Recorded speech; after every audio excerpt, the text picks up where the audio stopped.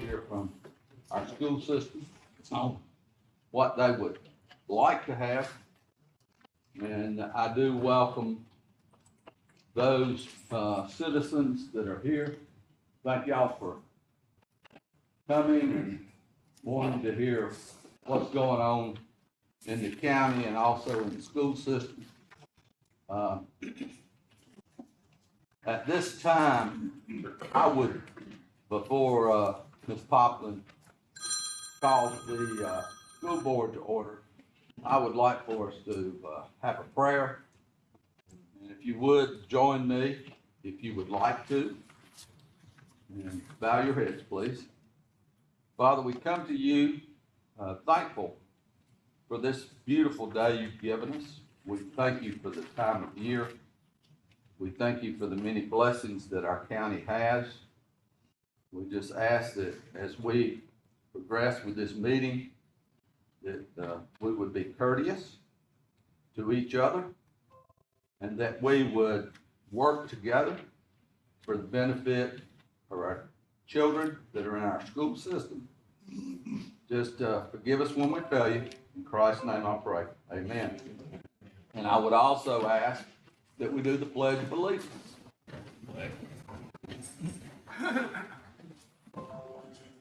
Pledge allegiance to the flag of the United States of America and to the republic for which it stands, one nation, under God, indivisible, with liberty and justice for all.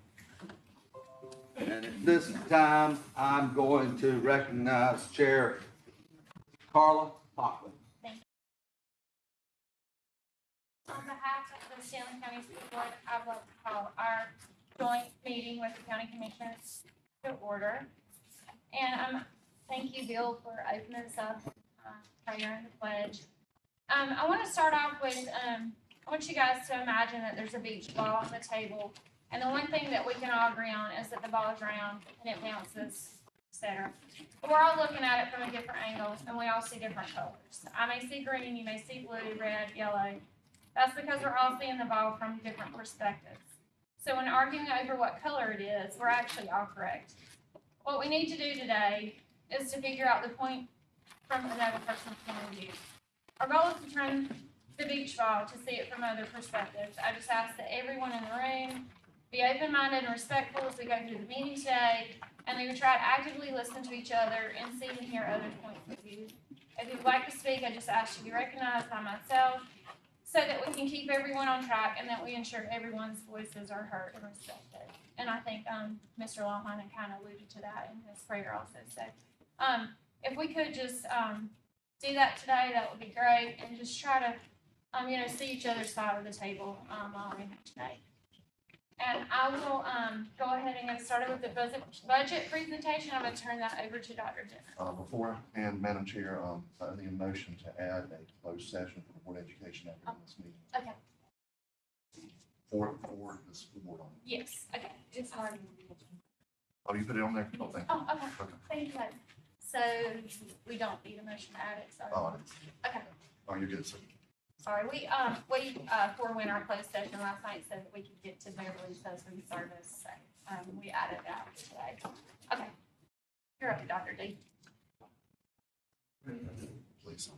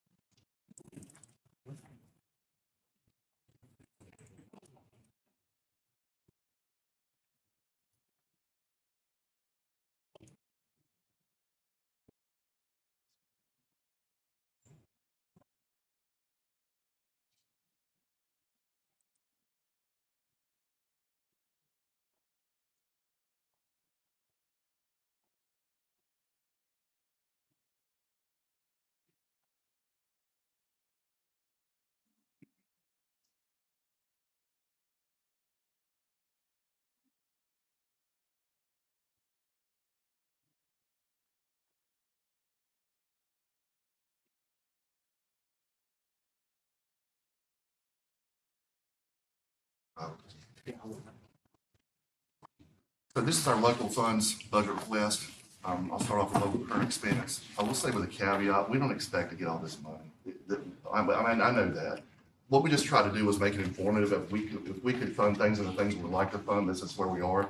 And we just gave a number amount to it. And so essentially, you know, there's some things that we're gonna have to make decisions on, whether to fund, not fund, partially fund. And there may be some things, well, you know, we can fund this now, we'll have to fund this later. But these are just some different things that we're looking to fund. There's some things, of course, we'll have to fund and things that we'll have to look at, you know, maybe possibly funding in the future. 12 teacher positions at $825,000. What we do is we actually fund our curriculum coaches out of local current expense. We put them in a allotment from the state because they're higher paid teachers. And we take a beginning teacher and put it back to local current expense, which saves us money, if that makes sense. So really, while we're using the allotment for the coaches, we're playing that kind of money game so we don't take as much out of local current expense. Because there is no current allotment from the state for coaches.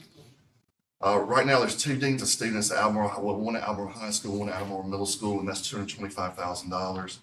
As far as central office administrative positions, there's the accountability director, chief academic officer.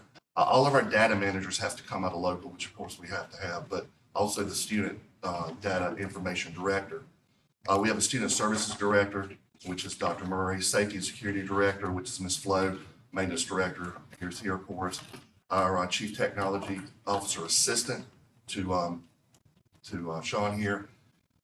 There's a transportation director, assistant finance officer, the board members' pay comes out of that, and we have a director of community engagement, and something we've added that's really important is our AVID coordinator for the district. And AVID is a program that we have in our middle schools toward our high schools. It's called Advancement via Individual Determination. It's a program I've been a part of in other districts that's been very helpful with leadership and especially helping students who are first generation college be successful. So the 23 data managers, like I said, for all our schools come out of local current expense. The transportation positions and bus drivers, that's what it costs for them. We have 14 maintenance positions that Keith has. Sorry, I didn't miss some was on that. I'll direct it a little better. 14 maintenance positions for our maintenance department. We have 8 athletic directors in the county, which is the 4 comprehensive high schools and the 4 middle schools. Our athletic coaches supplements come to about that number right there. Also, there's principal and assistant principal supplements. The teacher substitutes is around $2 million. We're looking to save money since we've got away from ESS, and we're going to do it in-house. Hopefully, we'll have savings there because last year, I think, or this year, we're not paying about $3 million. EduCore tutors we had in ESSER, excuse me. We're looking to keep EduCore tutors. They've been successful. They have their own metrics that they give us in any year for their impact, and I'll be glad to share that when those come out at the end of the year. But it's been something that's helped us, especially in the elementary schools, and so we look, excuse me, to retain those. So one item we have had, excuse me, that we haven't had is the advanced academic teachers. So the curriculum committee tasked us with trying to get some more advanced academic courses in our high schools. And we used a larger number because we thought it would probably be a more tenured teacher, possibly master's pay, once you pay benefits for those 4 teachers at all the schools. And a lot of that would be teaching like AP classes and things like that, and trying to extend those offerings. Because right now, if we offer an AP class based on our allotments, it really makes the core classes larger. So trying to keep it, and we do some of our schools like South Stanley. Last year we had the AP class, and we had another class that was an advanced class, and we had over 30 in all of our some of our core classes, especially the tested areas. So that's just something we would like to have. Classified pay scale, that 1.125 million is to get them to their steps. Teacher supplement, I know you've heard me before talk about teacher supplements. If we got to the 8%, that's 624 certified positions. That's the additional monies that would cost. Right now, we're at 5%. Some of our neighboring counties are around 12%. I know that other counties, and I've seen some of their budget requests, are pushing to up their supplements. And so any percentage we could get to increase supplements would be great. The hard to staff bonuses right now, the hard to staff bonuses are paid out of ESSER, and those are the bonuses to the Albemarle schools and to, because they are the harder to staff schools. And right now it's a $5,000 a year incentive. And so if we were to continue that and put it for all the schools, that would be what that would look like. For secondary instructional coaches, I talked about the curriculum coaches, aka instructional coaches before. That would extend that up into the high school level. The teacher academy, this is kind of a new thing too. I've got a few statistics here I'll share because I know you'll want to know. I got this idea, it's not mine organically, but from another superintendent in the state and actually a superintendent I met from another state. And what they're doing is because of the high rate of beginning teachers and the high rate of teachers that are coming into education that do not have educational background, that haven't even done student teaching, essentially a 4-year degree, what they're doing is they're instituting this academy. And this academy is not only a professional development academy. When they come in and learn some of the stuff they should have, well, they would have learned, I should say, if they were in an education program or if they would have had student teaching. There's professional development opportunities for that, for how to teach their curriculum. But also it's to have these people that we can put into the schools to really help. And one of their jobs being to go around and visit all these teachers. And, you know, because teachers have mentors, but a mentor is going to teach a full load.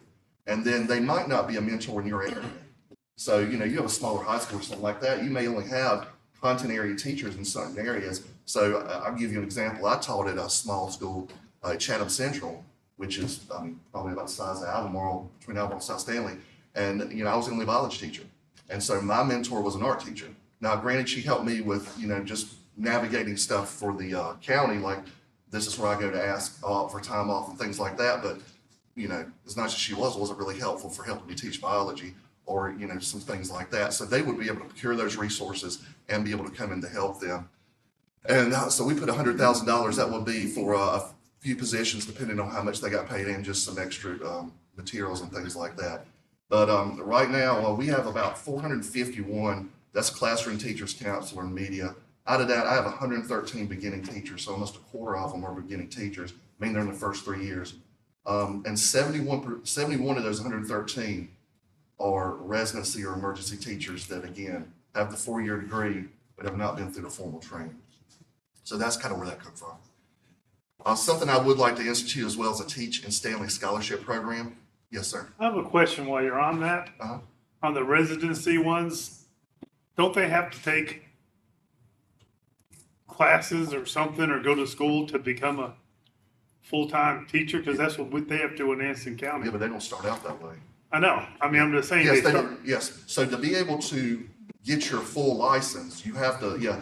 And so they will prescribe, the state will prescribe classes you need to take. And of course, you have to take praxis and all those other, you know, tests to be able to get the license. That's correct. And then also down in Anson County, they do have a person, Heather Campbell, who takes the first-year teachers, all the teachers, residents and non, and they go through a program and they have someone from UNC Charlotte that comes in and checks on them. We have a beginning. Do you have anything? Yes, we have a beginning teacher person, and their job is to work with the BTs, especially the BT ones, which is the first year beginning teachers. So we do have that person, and we do have people that come in and help with it.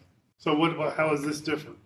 Well, what happened is, especially last year, I don't have this year, our attrition's been really bad for those teachers. And I mean, I don't know, maybe Anson, maybe one person can do Anson, but I'm telling you that the research that I've read is that having a more comprehensive program helps with attrition, helps with teacher quality. So I don't think one person for 113 beginning teachers, 71 of which don't have, you know, any educational background, is efficient enough. She does a great job. I'm taking away anything from Debbie, but she's only one person. And so we're just looking at a more comprehensive solution to help teacher quality and teacher retention. Moving forward, again, the Teach and Stanley Scholarship is something I would like to do, and it will be kind of like the Teaching Fellow Scholarship, in that if you're a Stanley County School student, we could either use the Gateway program, we can use, which go through the community college, which is a lower price tuition, but essentially we would pay for them to become teachers. And it would just be mainly your books and your tuition at school. We wouldn't pay for anything as far as room and board. But what would happen is once you finish the program, to repay back what we, you know, paid scholarship-wise towards the tuition and all, you would teach in Stanley County for 4 years. And just like the Teaching Fellow Scholarship, there's articulation agreements with colleges, or would be, And there would also be something the student would sign that they didn't give back the 4 years. They would owe the money back with a small amount of interest. Utility energy costs, those are standard costs. The maintenance and repair of facilities, that's not big capital projects. That's if we have to paint a wall or do something like that. Those are not large capital projects. Keith, they get into capital projects next. Those are our insurance dues and fees and contracted services. The 12 school resource officers that we pay, that's the money if the grant fund's not received. I do not foresee the grants not coming through. I wish they would just kind of institute them in perpetuity unless for some reason they didn't, instead of reapplying every year. But right now we have to reapply. So anytime you apply, you're not guaranteed. And that's that cost. Technology services, software and subscriptions. Those are the things Sean needs to operate. It's not necessarily all the stuff in the schools. What else you put in there? This is mostly for, like our finance software, everything that we have to run Canvas. operations wise is a subscription-based, cloud-based solutions. And most of those are end user licenses and stuff that come up every year.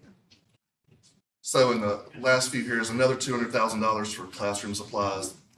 $50,000, we'd like to increase our athletic supplements. $50,000 for band supplies, we'd like to increase that too. Now, that number I calculated next on charter school payments, that's only based on that bottom number. So that number is going to be whatever you guys give us. That's how that number changes. And I know you know that because it goes to the per pupil allotment. Staff development travel expenses, that's for everyone to go to conferences. That's, of course, the conference fees and the travel. And this last line item I'm going to touch on for a minute is we have noticed, and I think you'll appreciate this, that, the computer is not the end all be all for curriculum instruction in the classroom. While there is a use for it and while they're tested on it and they need it for certain things, this is mainly for secondary. We would like to really, let me give you the genesis of this. What we've noticed is, especially with a lot of these younger teachers coming in, they don't have some of the materials they need to be successful when it comes to teaching the curriculum. In other words, textbooks and all that stuff is kind of changed, I won't say go by the wayside, but it's not as prevalent as it used to be. So we kind of want to get back to more some of the paper-based stuff, and get away from the computer all the time. Because what's happening is you got a new teacher coming in, and again, this is where the Teacher Academy can help. And they're coming in and they don't have a lot of resources. Well, where do you think they're getting their resources from? They're either pulling them off the internet or getting them from the teacher down the hall. The teacher down the hall might not be effective. And whatever grandma's recipe that she has to teach those kids, especially if she's not been effective, and giving it to them is kind of just perpetuating the problem. And we've looked at some of these, and we went through several of them, and we've actually sent them out to the schools and sent them out to the principals. And they're kind of like textbooks and instructional materials that you have that are either ancillary or primary. And when you go through them, it gives the teacher the foundation and the way to start teaching the curriculum. And it has rigor. And we looked at a lot of them to make sure they have the rigor. And what I mean by rigor is when you take a test for the state, it's not going to ask you why X plus Y equals 2. It's going to say if Bobby has X and Sally has Y, and they're going 700 feet down the road, and you get all that. It's all application based. And so a lot of these materials are more application based instead of just solving a simple equation. And that's where rigor really comes in. And that's what we're really trying to prove, because we've noticed and I'll just give you some of our findings that we have.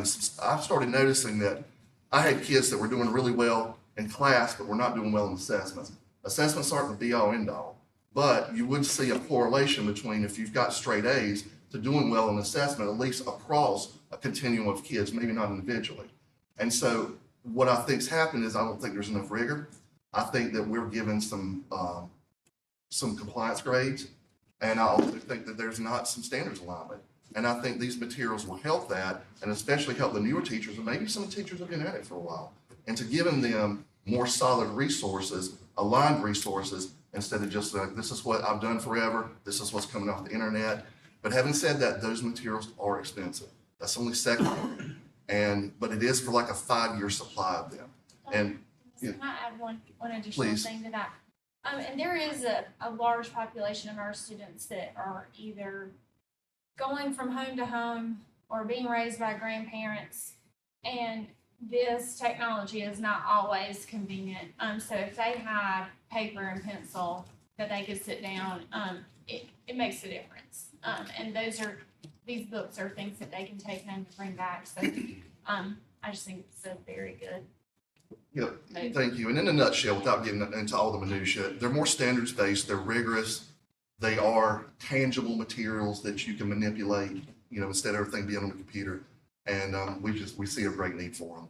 So that's where that number comes from, the 22 million. Yeah, capital next. There's a capital outlay budget. Keith, you can, chime in anytime. We do need to work on some type of, and I don't know if you have a formal plan for furniture and equipment, FE replacement. Yes, we're gonna try to start phasing, if this money is granted, we're gonna try to start phasing some of these old furnitures out in the schools that, doesn't fit our, doesn't align with today's learning and teaching of collaborative spaces. Kids getting involved together and then being able to break apart. And then some of this furniture is way outdated by far. But then some of it doesn't fit our structure of students today. So we need to adjust that. So that's to get that process started. And I know you guys know, furniture and equipment is expensive. I mean, you're building a school, FFE is gonna be $1,500 a kid. So it's just expensive. Band and athletic equipment, again, that's exactly what it says it is. Student, staff, and devices, this is for a refresh. What grades would that get you? What would that get you for a refresh? Currently, we've got 2,000 devices that are coming offline of the 8,000 that we operate from day to day. So, the devices we provide, they're about a lifespan of about 5 years, which are great amenities. Fortunately for us, that during the massive funding influx that we got through ESSER, through other means of funding, we're able to purchase these, but a lot of these devices in the coming years will now, particularly in the hands of a middle school student, their tenure is about 4 years. Elementary can take them about 5 years, and same for high school. So we're looking at putting together a program that every year are replacing somewhere around 1,000 to 2,000 of these devices just to kind of stay current. So that's where that number comes from. So, Dr. Dennis, yes, sir. I'm sorry, can I go back just one? You got band and athletic equipment at 60,000, but if you go on your local funds, you got athletic supplies and band supplies at 100,000. Can you tell me the difference? The capital band and athletic equipment, what a lot of stuff we do is that's a lot of that's permanent stuff. And when you look at how much it costs to recondition helmets and things like, I'm not talking about tape, and I'm not talking about a lot of that other stuff. That's a more permanent line item that comes from the athletic department. So, good question. Thank you, sir. Yes, sir.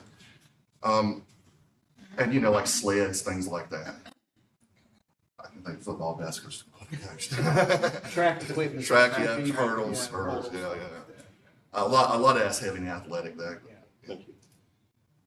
So intercom, repairs and replacement. We've been replacing our intercoms, and you can speak very well about this because we had Montgomery County come in and look at our solution. So we have a new intercom solution, Yeah, we started, and we used ESSER money to start. yeah, this. we use a lot of our schools. If you ever been, you might have seen some of the old Bogan systems. If you're familiar with that, you probably had it when y'all were there. Teacher walks over to a button, looks up at a speaker on the wall. Those solutions we've had for many decades. And so with the availability of funding through ESSER, we saw a need to mesh the intercom with some safety measures that are included in there.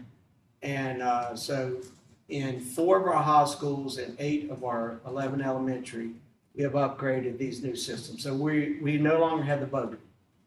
But in our 4 middle schools that were constructed about, I think 23, 24 years ago, the systems in there, a lot of the hardware and stuff, you can't even get parts for anymore. So this is to kind of bring them up, the middle schools, and then the 3 remaining elementaries, to the system we have across all of our schools that we've had. So that's where that's included. Dr. Dennis, Yes, sir. but I speak to the intercom issue at South. It was not in my job description, but I was the intercom fix-it guy. And basically, it would fail about every year, once or twice a year, and I'd go up there and patch things together. order parts off the internet to fix it. And eventually it got where you couldn't fix it. When I left, it still worked.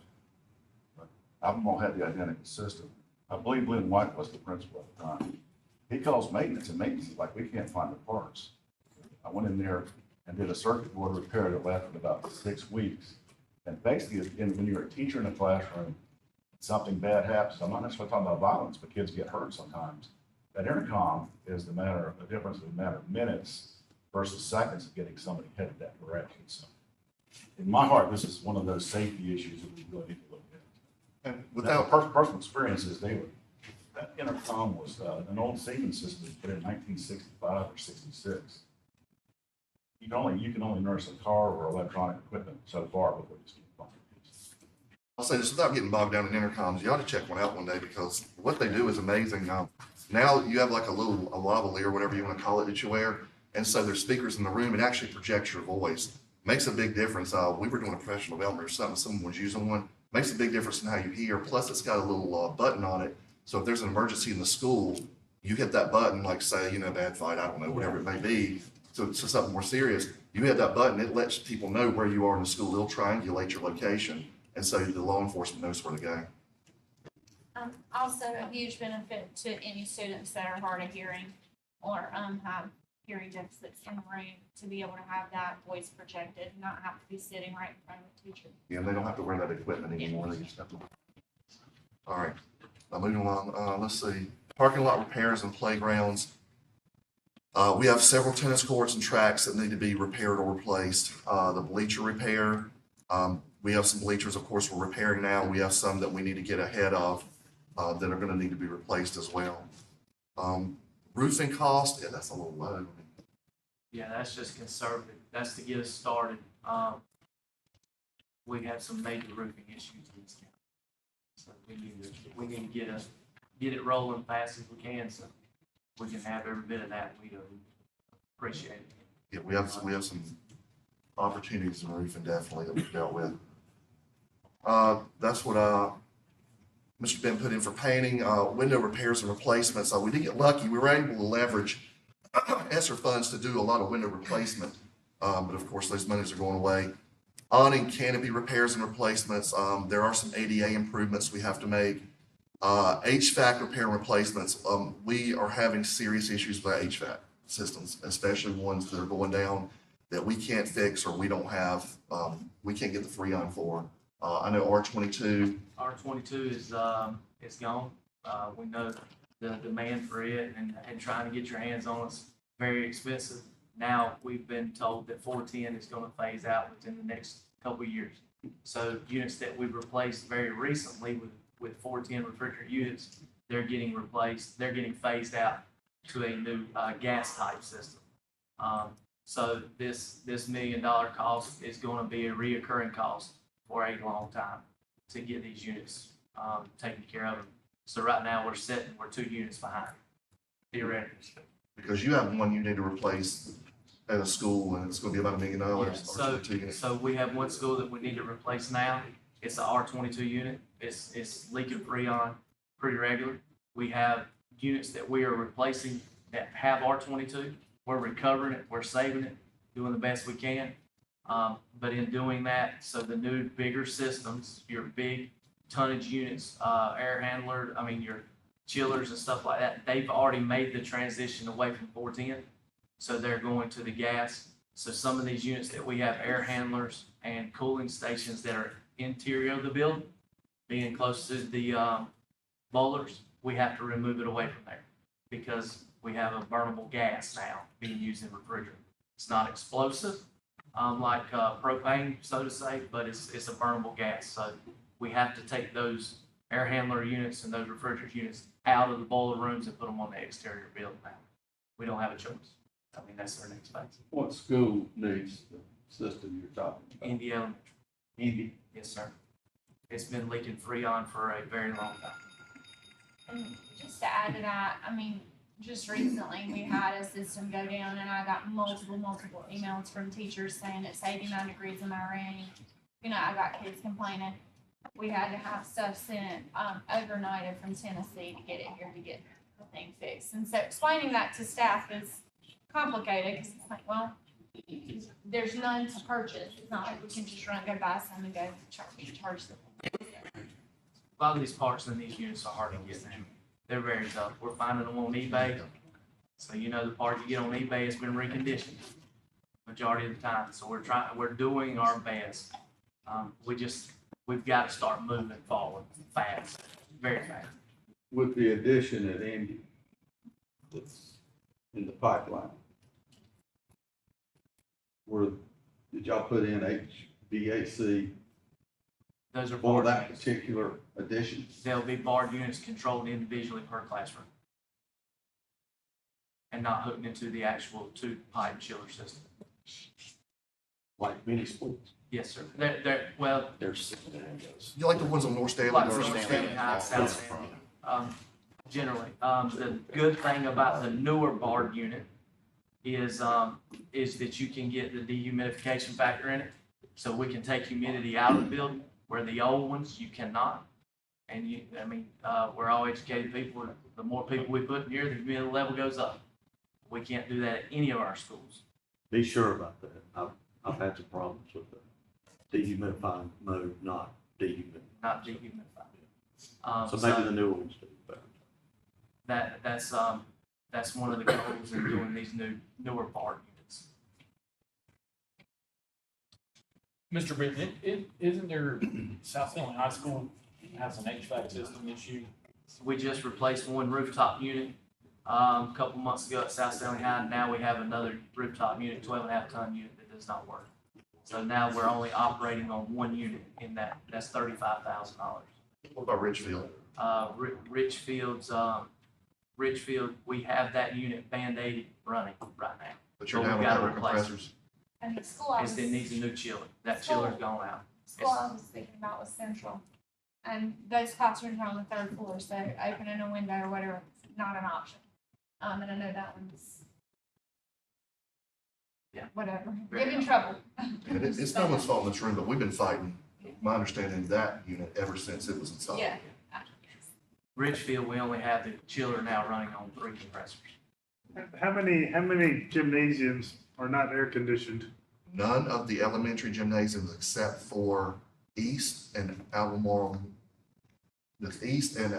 or Central, excuse me, Yeah, and I was gonna say Locust Central. Lucas. are air conditioned. So all the county ones, Locust is, but all the rest of the county ones are not. So to put a new 60-ton chiller in at Richfield, cost estimates anywhere from $150,000 to $200,000 to buy the unit. And that chiller needs to be replaced fast before we would get the opening school back up. Because right now, if it goes out, we lose another compressor, we're done. Chair, aren't we getting ready to do something with the gym at South Stanley High School as far as the air conditioning? Yes, ma'am. We're going to put another 12.5-ton unit on the roof. There's $40,000, so we have it in place now to be replaced, to put that unit on top of it. So that's 2 units in a matter of 4 months we put on the top of that roof. And the problem is the roof was just there was just a spray foam roof put on that roof last year. So when we set the unit, create roof issues. We should have fixed the air conditions while we were putting the roof on.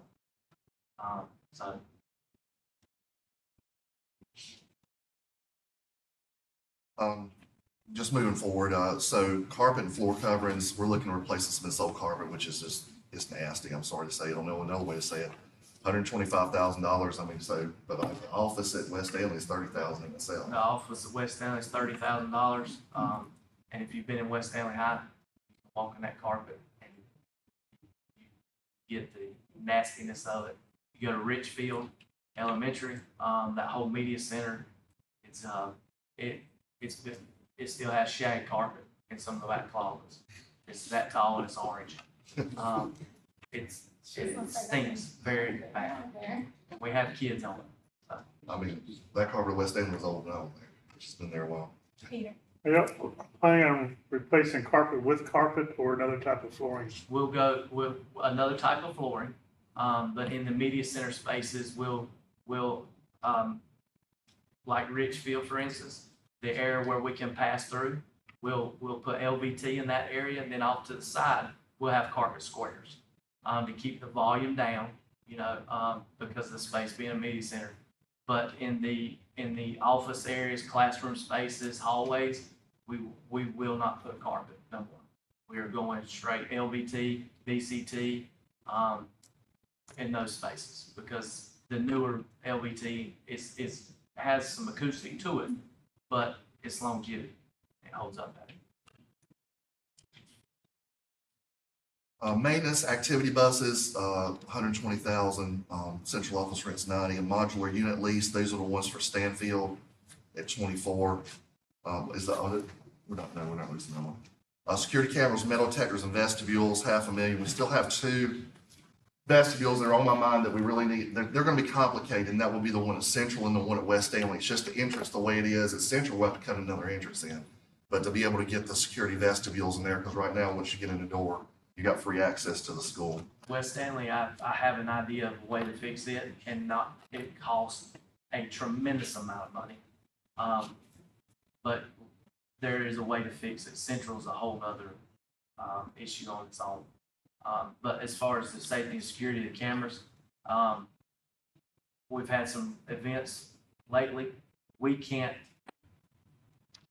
get great images of people and, to let law enforcement do what they need to help our admin department. So we need to expand cameras. We need to put better cameras up and get away from some of these hidden corners around the school buildings, because it's very unsafe. And just with the image itself, the image quality, especially for some of the older ones, is something that's kind of, when you talk about turning in pictures of law enforcement, would be a lot better. Keith has some fencing he would like to look at too, and you want to talk about the architect fees?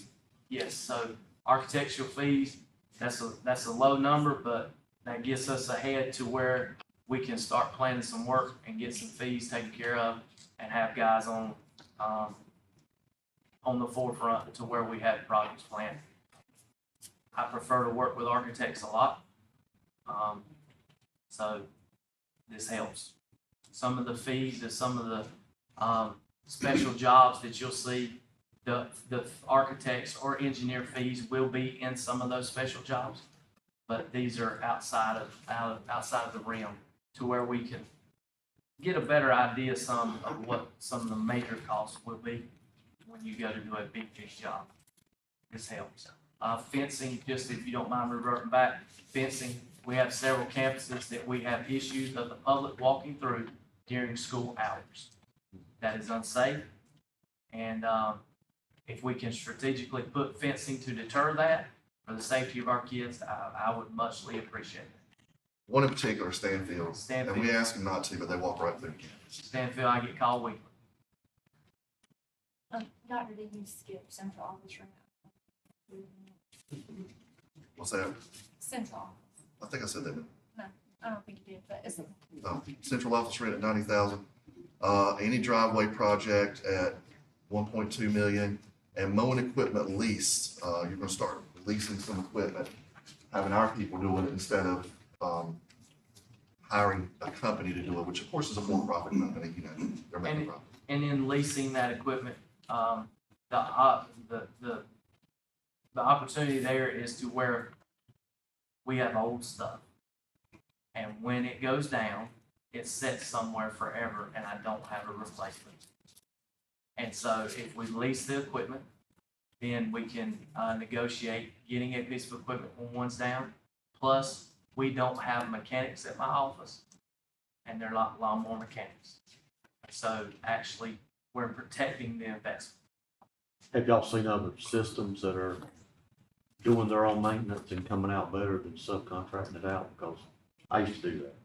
And it just seems that it would be very, very tough to beat a guy his own game in the long run. I was part in my previous school system of trying to contract that out. Yeah. We've looked at that very hard, and it's very expensive. Oh, Do It's you very- contract any out now? Sir? Do you Yes. contract any Yes, sir. We have, What's the mix? How much do we try to do versus contract? we have, Aquadale, North Middle, North High, Richfield, and, Albemarle High School's courtyard area. And which of them? Baby, sorry, those are the ones we have contracted out right now. And then we take care of the rest of them. Are they doing a good job, the ones that are mowing it now? Compared to what y'all are doing? No, Well, I've heard opposite, so. I They're- mean, but I'm not, It's- that's just what I've heard. I think what you look at is they're paid to do a certain, place area and all that, but we'll take North High, for instance, and they do their spot, Yeah. but there's still other spots we have to come in and do. Yeah.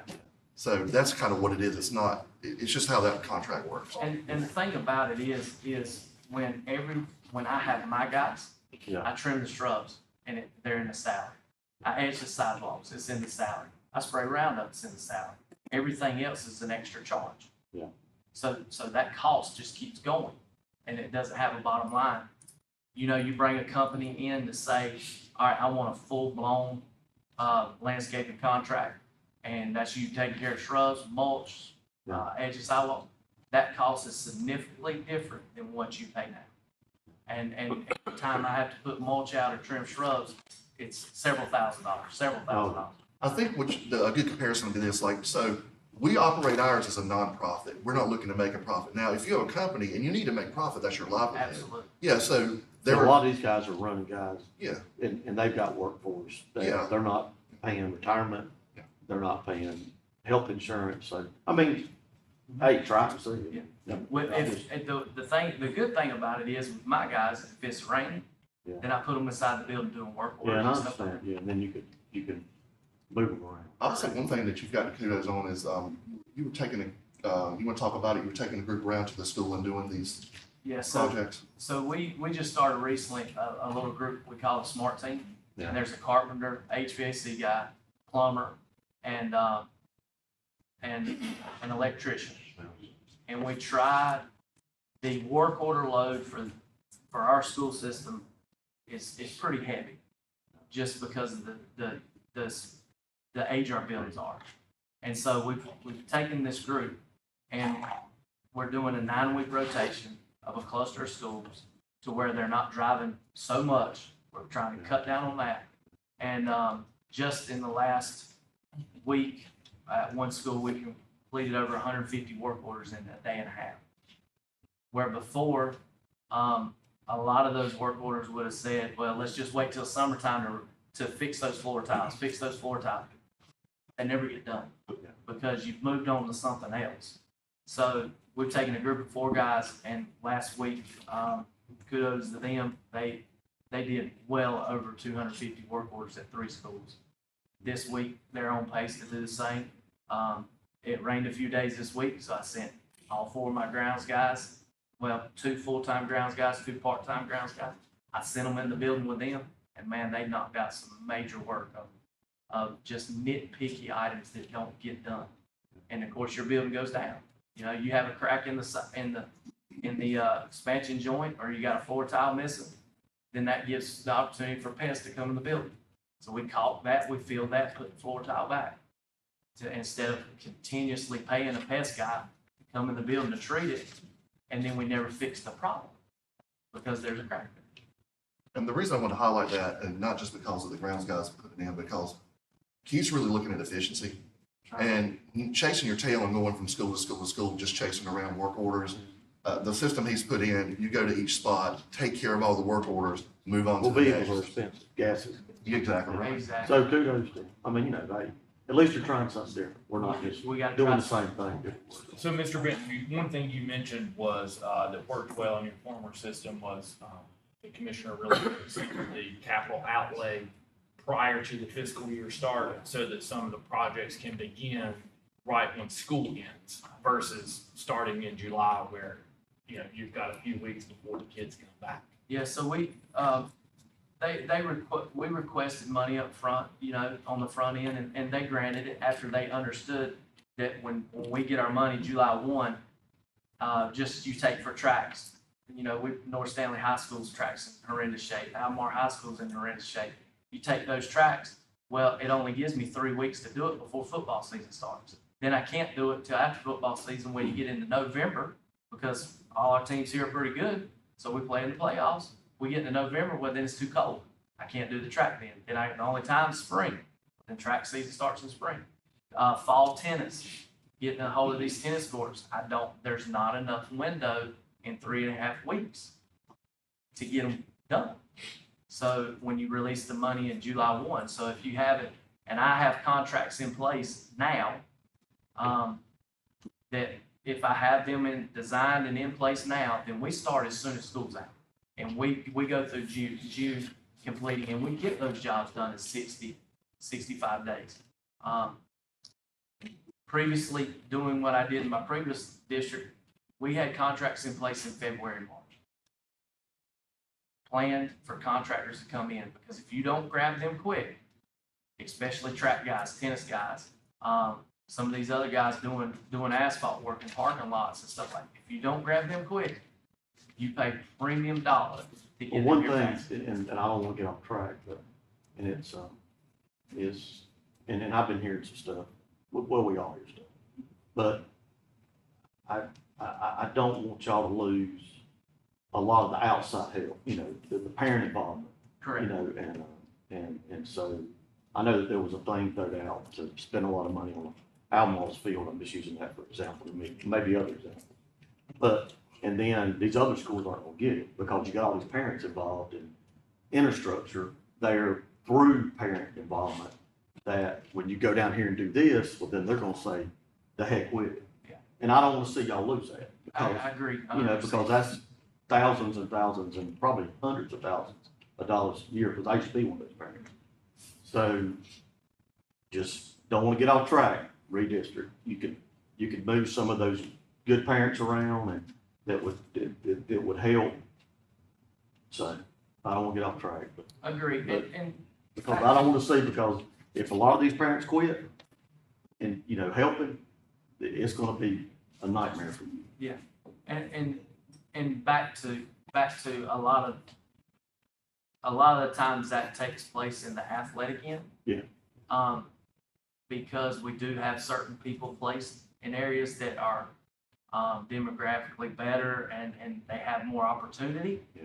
And so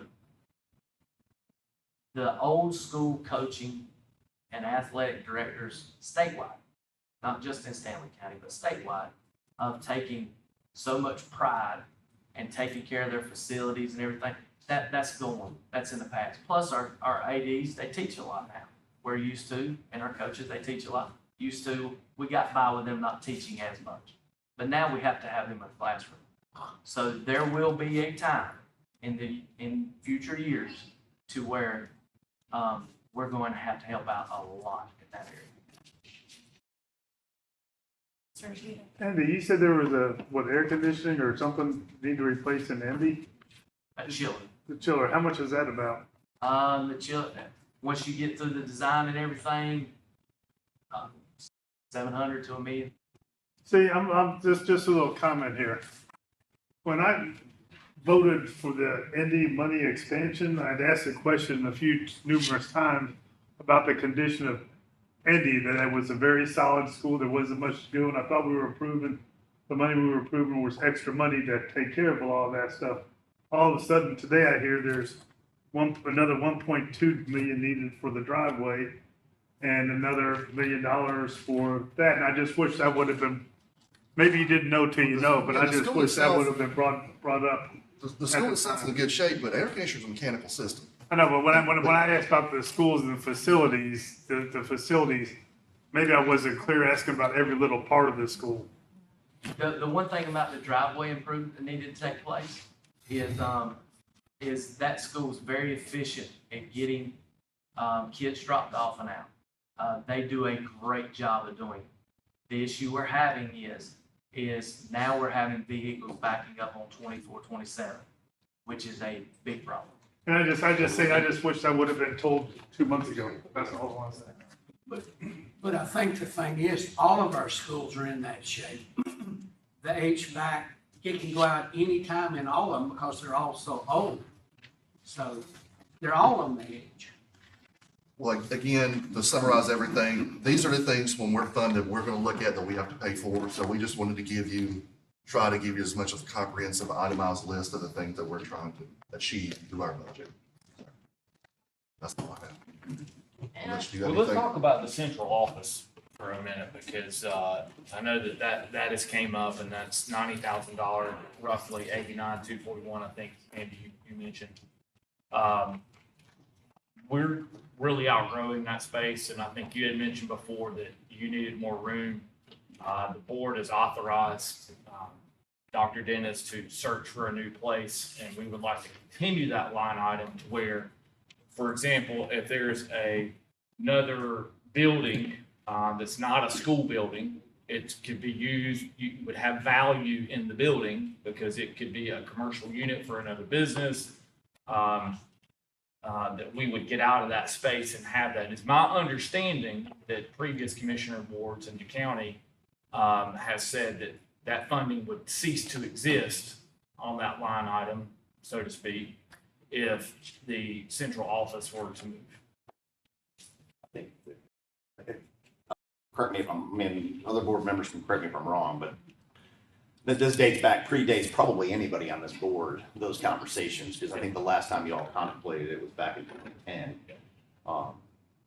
The comment was made was if you go into a school facility, they're not going to continue to fund that, because obviously at that point, it's a facility you own. There is no lease, but obviously if you go into a different space that requires a lease, that'll be a different conversation. But that comment from a completely different board was more along the lines of, if you go into a school facility that you already own, there is no reason to continue to pay for it. How much we charging? How many square feet? You have about 13,000 square feet, $7.25 a square foot. And that's what I've checked on lately, that's a big. It's Oh, $12 yeah, square foot. $7.25 a Warehouse square price. foot is Rough. cheap. What we really run into with our central office is the layout, on the mall. We have a hard time with privacy. Yeah. And we're having conversations about students, and we're having FERPA protected conversations. Yeah. Sometimes HIPAA protected conversations, things like that. And there's only several offices that you can do that. Yeah. Like the other day, I was in the conference room, and where you go get your food to eat's there. So I'm having to stop a meeting, I'm talking about the kids that need good food. It's just, find somewhere more conducive for an office space. You're right, yeah, as far as how much you're charging, we're not saying that's an absorbent amount of money, but we're saying. Well, I was just asking. 'Cause I think Yeah. that's what- But what we're saying is, then I looked at too, like putting money into a school or something to make it, and it would be a lot of money to turn it into a proper office space. So, Well, and I will bring up daycare because that's my expertise, or somewhat, but we deal with old buildings, and we have to deal with old buildings. Every daycare in the What is county. it that we've replaced on the central office here? Um, What, it's come out of our part of the budget. Correct. There's some lighting that's been done, some LED lights upfit. There's, from my understanding, one rooftop unit up here that we've replaced. I did send my guys because the gas valve had gotten turned on. And so they called our office, one of the county guys did call our office to come put a cap on the gas valve because it never was done. And then we've done we don't have hot water. The hot water heater's been out from my understanding from my guys, several years, and it hasn't been replaced. I'm unaware of these things. Yeah. And so, that has to be communicated out to me so I can communicate with our facilities guys. I'm sure if I called Todd right now, you have no clue that your hot water's not working. Hot water's not working, we'll fix it. It's not. We have to know that you have issues in order for us to fix them. I think some of this predates you though, right? And Yeah, this this predates Yeah, I was me. gonna say, I predates think me it- and everybody. This goes I back. didn't hot water, so I didn't know hot water. Mr. Shooter, Ridgecrest and North Albemarle are sitting empty right now. And I think at one time they had talked about years ago about moving over to North Albemarle. When I Got looked that into the empty space. expense of moving, turning that to a proper office, because first of all, I would have to redo, and when I'm talking about redo the HVAC, I'm not just talking about the units, because the units are just sitting right in the middle of the room. I won't have to change all that, because I need to split those rooms to office spaces. And I can't have one office space have AC and another one not, and I can't put a wall right down the middle. And then I gotta put in the fire system, If I change it, I'm looking at ADA stuff. Well, and. I mean, it's a lot of money. North Albemarle's not empty, but you have a Yeah. huge ADA issue with. You've got the with academy there, stairs. you've Yeah. got technology Yeah. there, Yeah. it's being utilized. So are you looking for commercial space Yeah, we've been outside? trying to look at some commercial spaces. And there's not a lot around, but we've been looking. Yeah. Something like, something that just, nothing opulent, but just had separate offices for people. And, of course, maybe some room for professional development and everything, but especially to where we can have conversations and we can, and other people's offices and not have to try to make sure you secure the several places that you can have those conversations. And that's the one for me more so than anything else. So you need more than 13,000 square feet. And again, it's not the square footage. It's, like right now I have a cubicle land. So if curriculum needs to come out or AC needs to come out and have a meeting with a child, there's limited space where they can meet. You don't have, but just very few enclosed. Yeah, that's Yeah. kind of what it is. Yes, sir. That's the issue more than the Yes, sir. actual. That's the main issue. Yeah. How many personnel, what's the number of personnel in county office? It's 30 some, yeah. Depending on, yeah. And most of them are in cubicles. Yeah, I've got 1, 2. Hope I might as well count the same. 1, 2, 6 offices. Maybe. One of them you got shared with I two was gonna different. say, yeah, there are 2 or 3 directors. that share one office, because all 3 of their positions are things that, One is student Can't be services. Well, and that's the problem too, because student Yeah. services and safety share Yeah. the same office. And if you're having a safety conversation with student services, they have to go find somewhere to be yeah. during that conversation. Just a lot of money. I mean, if y'all are paying $12 per foot, which is somewhat the going rate, well, it's probably a cheap rate for finished square footage. You're at 156. We're just gonna look A month. at, yeah, I we're just mean, gonna or look at what we whatever. got, but whatever we have. A hole is $85 a foot now, and you're at 1.1 million just to build a hole at 13,000 square feet. That's not finished, no architect fees. I mean, it's expensive. And we might not, Everything's expensive. yeah, Forget- and we might not find Yeah, it. I'm just trying to make sense. It is, but we Yeah. gotta factor more than just price on everything, right? I mean, Ms. Sometimes. Whitaker has a comment. I was just gonna say, when we started looking at this budget, I don't know whether our board really knew what we were actually paying for lease till we asked for that to be broken out. When the school systems merged in 96, 97, I guess it was, we stayed in the old building for a while, but I was on the board when we actually moved into the facility that we're using now. And the county actually charged us $1 a year to rent that building. Well, we So- pulled that lease. Yeah, I pulled it. And it actually said $1 a year on the front, but then way back in the back, it said 87,000 something dollars. So the lease actually contradicted itself. When we pulled, because when you brought that up, we pulled that, but I'm not sure if we actually paid $1 or if we paid that I think 87, we were And, unsure. I'm sure it's just for a certain amount of time, but, or how long that actually stayed in. And it was place. possibly But it abandoned. did say that on, Yeah, in $1, there. $1 a year. It's my understanding back then, when I was on the board, we were paying 87,000, and the county was reimbursing 7,000. Okay. So it's still From- $1 a year or whatever. From the paper, we couldn't deduce Maybe, how that, yeah. how that went out. That's probably how they were kind of watching that out. Okay. I just feel like that if that is what we are paying and the space that we're in is really not adequate for us at this point in time, then it only makes sense for us to look for a commercial building where we are making a payment, a lease payment or a payment, and the building is ours eventually. And we're able to use it where it's more conducive to the type of facility we need.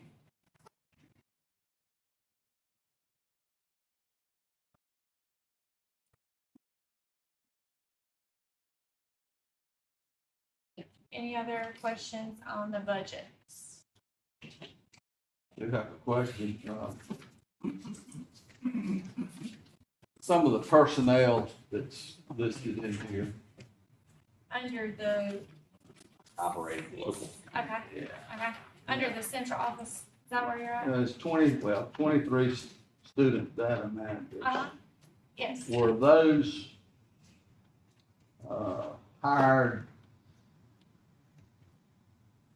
during COVID using ESSER money? No, we've no, had those for a long time. Do you have any positions that were hired during COVID that ESSER money was used, but now you don't have any more? So I will tell you this, they were like- there's a little new, information too.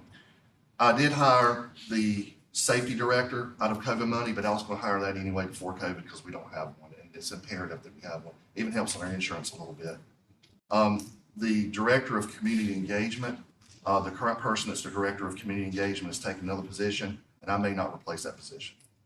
The Avid coordinator district, we paid for all of Avid out of COVID, and we also, used that person out of COVID money. But if I have to go back and use that person as a Avid coordinator, and, well, I'm not gonna get into the personnel right now, but I have a contingency plan for those, Mr. Mahan. If those positions that were to get funded, I don't have to, I'm not looking to cut. Does that answer your question? I know how I can probably pay for them. Say that one more time. I said, if I don't get all the funding and I have to keep a position, I have a contingency plan for what I can cut or what I can do to get that position. But the director of community engagement, you say has left.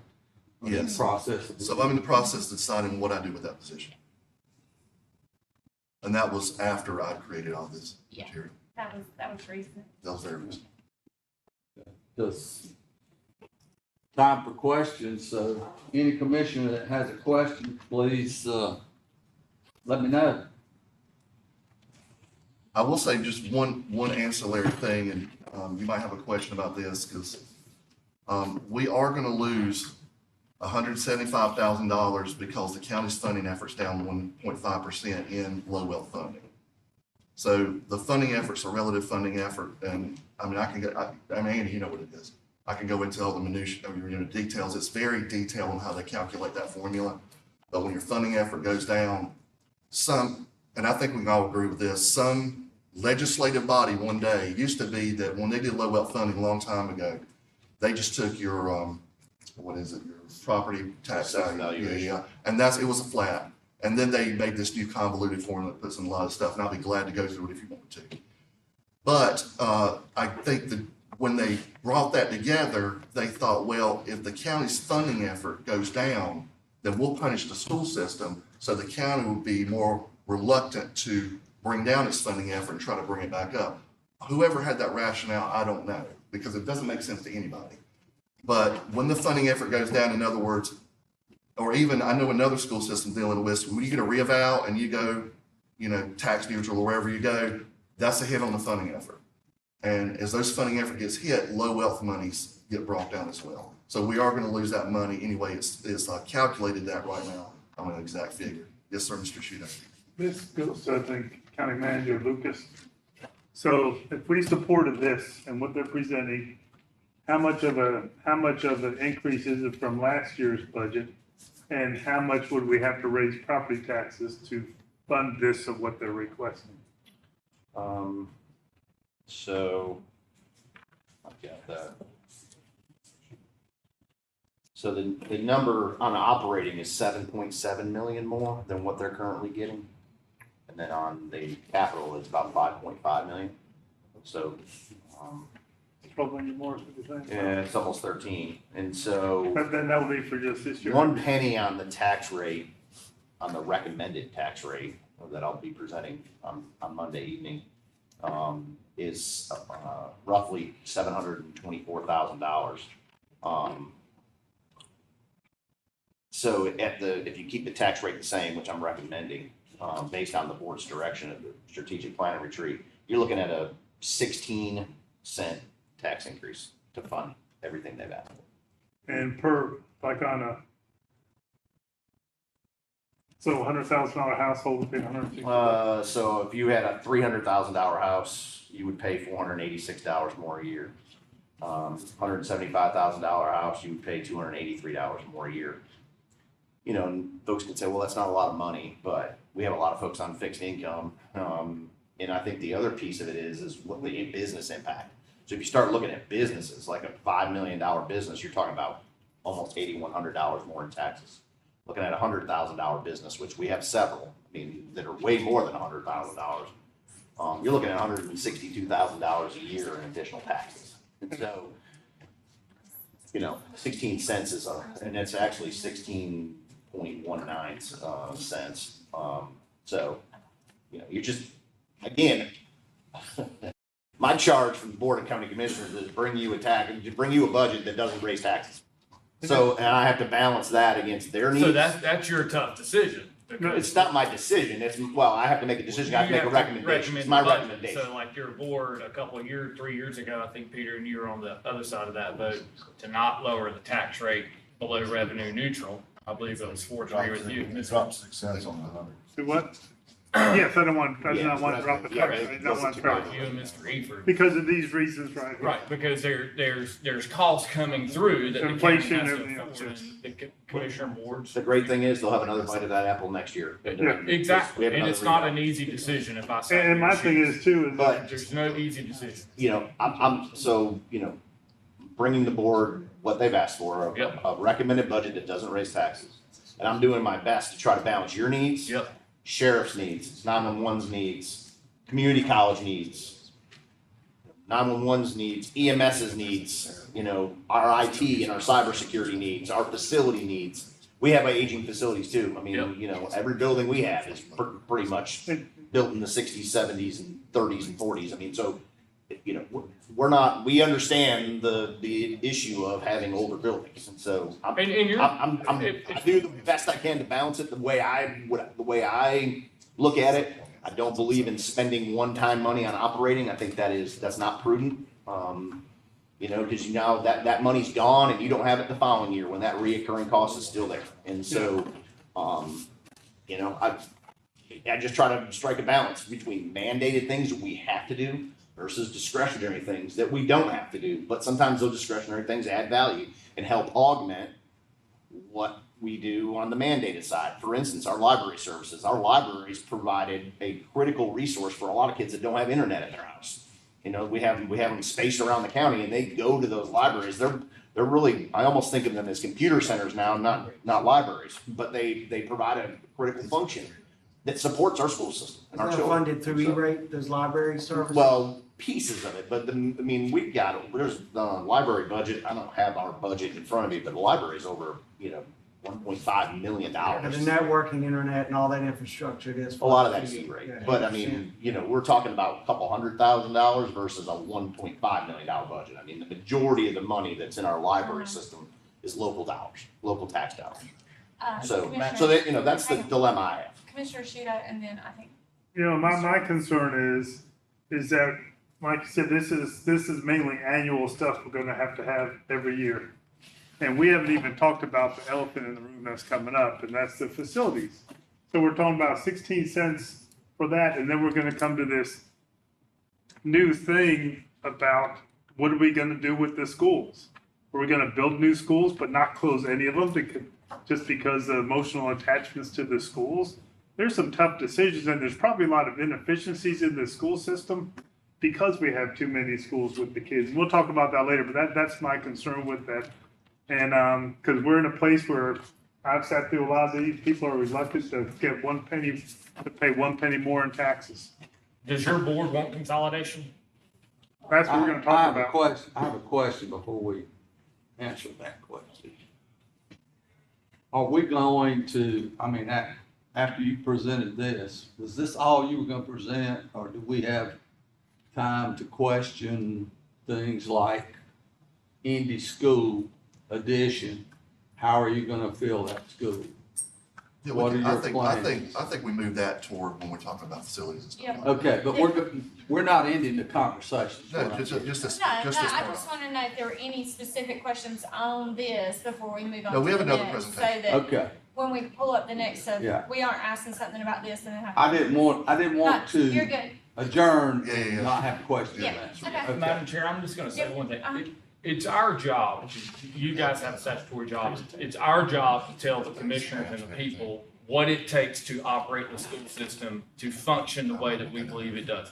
I agree with your board that I believe there's some things that need to be done on our side that's within our power. I believe in the 2 high school system as we sit here today, not the 4 high school system. I know that that's debatable within the county. I feel like this board is attempting to try to move that direction. When you talk about the inefficiencies of the facilities, I wholeheartedly agree. I think that this board is actively trying to figure out a best plan forward where we can get the majority of the people on board. Because that obviously that's the key. But when we report something like this to you, it's not a Christmas wish list. This is where we sit down and we address, because the additional 7 or 8 million that's in there for operating, walk the schools if you do and ask the principals, administration, what the number one need is, and it's recruitment and retainment of certified teachers and personnel. So if we go back to 15 million, I think what we got last year plus an inflation adjustment, what's going to be lost is teacher supplements. It's going to be some of the, mostly in the personnel. Which I know is a concern for your board, and it would certainly be a concern if I sat on there. It's addressing the curriculum needs, and it's addressing our hard-to-staff schools, which tend to come in Albemarle. So that in itself, I believe, without going back through it, was $5 to $6 million of the additional request. So we feel like it's our responsibility to come to you and tell you what it is that we need to operate at that level. And I think it goes without saying, there were things that we had paid for before, and when we got ESSER money, we put into ESSER to help build fund balance. And I'm gonna have to put that back into local current expense, and a lot of that is gonna be curriculum resources and stuff like that. We did it because we were able to. I think it was a good way to spend the money and build some fund balance instead of just buying stuff. So those were monies we were spending beforehand that we put in that we're gonna have to bring back out and put in local current expense. Then I have a question about capital outlay funds. 9,149,000. If we were to grant those dollars, could you complete those projects within 12 months? I would do, some of them you're not going to be able to because of the timing, so you'll have to do it June of next year. The whole object is to spend every dollar of that capital outlay in the awarded year. That's my whole goal. And yes, we could spend it, phasing stuff the correct way. Getting HVAC taken care of during the winter time when we're not needing that AC portion. Tracks and stuff like that, timing it perfect to where as soon as track season's over, bam, we go into it and do it. Timing tennis courts, timing parking lots. I've got to do them before kids can go to school. So that's priority, so we can spend, the whole goal is to spend every bit of it in 24 and 25. This fiscal 24-25 year. And in doing that, you see the $1 million worth of HVAC units.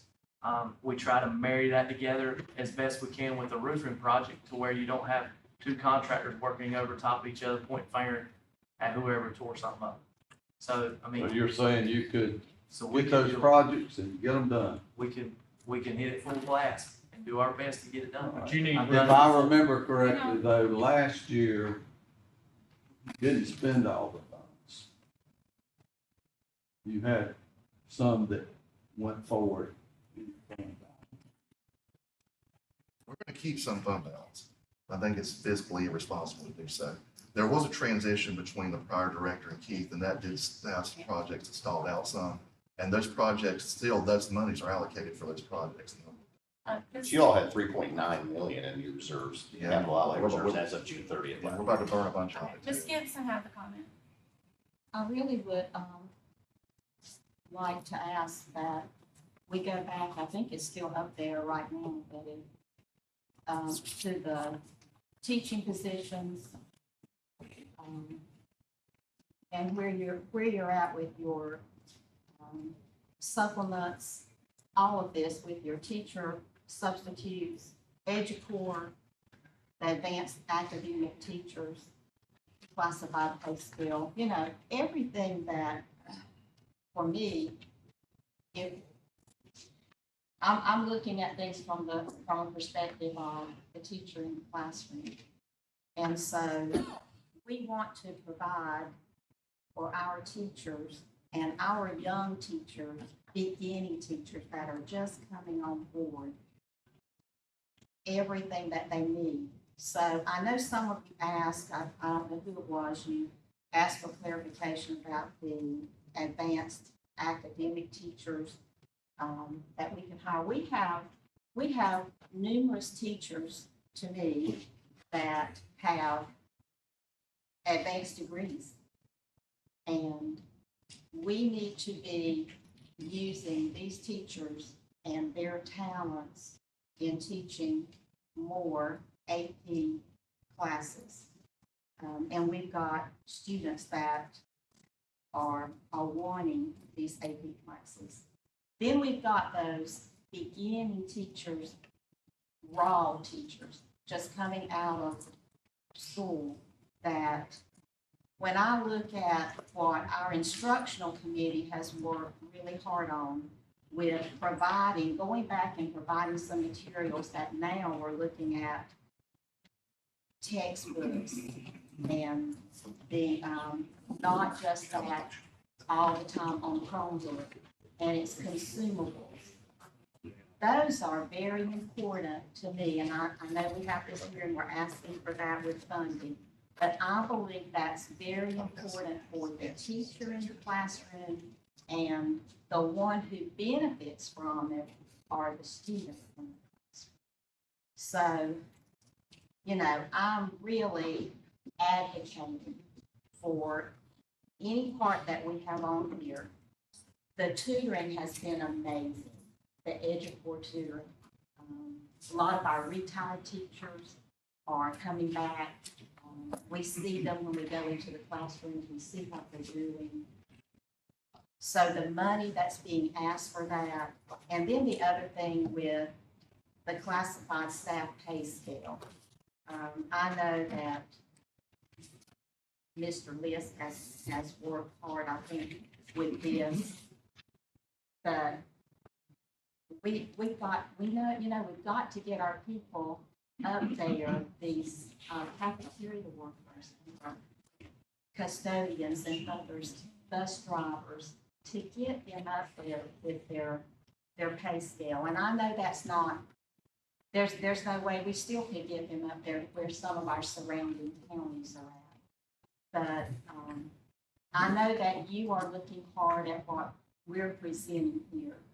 And I just want to say that when we look at everything there, what it all comes down to is helping that teacher in the classroom, and who grows from that are our students. And you heard the word mentioned many times, rigor. And I believe that that's what we are determined to provide more of. I think that we have parents, we have students even that asking for these classes. Just like last night, we had Meredith Howell, your daughter had been in that class, Mr. King, with the Holocaust honors literature class. Amazing, amazing. Every one of our schools needs to have courses offered like that. Because those students even said to us last night, when you hear students say this, you know that it's impactful, it's meaningful. One who said, I've never felt that I was challenged till I got to this class. And now I'm challenged, and I'm challenged to where I want to go out and be better. And I think that's one thing we need to, y'all had talked about some stuff, but, I got it in my notes somewhere, Teacher Academy, I can't Yes. remember, but we need to challenge, we need to be careful with, no doubt, there's specialized teachers and everything else, but challenging all these kids. Yes, And, yes. And going back to the parent involvement, Yes. and we struggle with that. We've had parenting classes, nobody shows up. And so how do we get the parents involved? And I think Mr. Dennis was talking about some books and stuff, that get back the paper stuff. And I don't know if this will work or if it's even legal, but, you know, get those parents to buy those books, you know, or challenge, you know, and I know that that could be a challenge and a nightmare, but some way or another to get these parents involved in these kids' education is the key to all this. And they do, and, you know, and they do, I think, yeah, and I think parents do, like, you know, teachers put out sometimes that they're requesting this certain novel set or, you know, this type of thing, and I think our parents do, and. Well, I think it's self-explanatory going back to, you know, what we were talking about, the athletic fields and all that stuff. I'd say where the school's at, where the parents are involved in athletics and, you know, supporting the school, grades are probably a lot, test scores are better, grades are better, test scores aren't everything. I think we've looked at And, you know, that I too. think our principals try really hard. I do, you know, we see all the time where they're having different things as far as math night and science night and just all these things. I see nights where they have food trucks and trying to get that parental involvement. I agree with you because when I was in the classroom, we could see sometimes that parental involvement in the elementary, it waned in middle, and then it really dropped off somewhat in high school. I think that our people that are in place, I think they truly work hard, and you're right, they would love to have more parental. Well, that's what I'm going back to my teachers. I've been brainstorming on how to get parents involved. And I think I'm gonna challenge my teachers and figure out, you know, there's more money, but figure out, and that's a challenge for everybody, but, you know, how do I reward my teachers for challenging the parents to be involved in the kids and, you know, in homework, in bringing the kids back and support the kids. You And know. I just, you know, I really, like I said, I wanted to point that out to all of you because what, to me, we're asking here, and the amount of funding for things like the tutoring in the classroom, advanced academic teachers, anything that we can do that profits our students, that's where I am. And I believe, and I've asked Mr. Lynn Plummer, who, you know, is over our curriculum, and Mr. Sorensen, you sat in there with me in these meetings. We're seeing benefits. We're seeing benefits of these tutors and these retired teachers and their expertise that they can bring back, and they want to be there. So any of this, I'm just saying, I think we say this with what we do, the bang for our buck. I think we're gonna see the profit from it, and the profit's gonna be in our children. Can I say something real quick? Yes. And, Mr. Hatley, you're right. If you get more parental involvement, you will see increase, like, you know, test scores, climate, you know, culture, a lot of different things. But it's not just a Stanley County thing, and you're right too. As they get older, it seems to drop off. But you know, there's whole workshops, books, material, a lot of money dedicated. When I say dedicated, can be made with trying to get parents more involved, and it's across the United States. And you will see that some schools, even in our district, have much better parental involvement than others. And I'm not going to get into why. We all probably know why. But what happens sometimes too is the ones with low involvement, and to your point, and you're correct, those kids at the school level, we have to have more resources to make up for the lack of parent involvement. And I just want to say, Well, that's the reason I brought up redistricting. I wasn't trying to poke the bear. I'm just saying, you know, we've got to do, that's the only thing I can come up with. And we lack a lot of stuff. We offer a lot of things, and we still lack what we want as far as parent involvement. Sometimes it's hit or miss. And we're trying to refine what we do, try to find the stuff that's more popular. We know sometimes if you feed people, they come out better than, you know, if you're just offering this, that, and the other. But it is something we definitely concentrated on because, again, to your point, it makes a difference.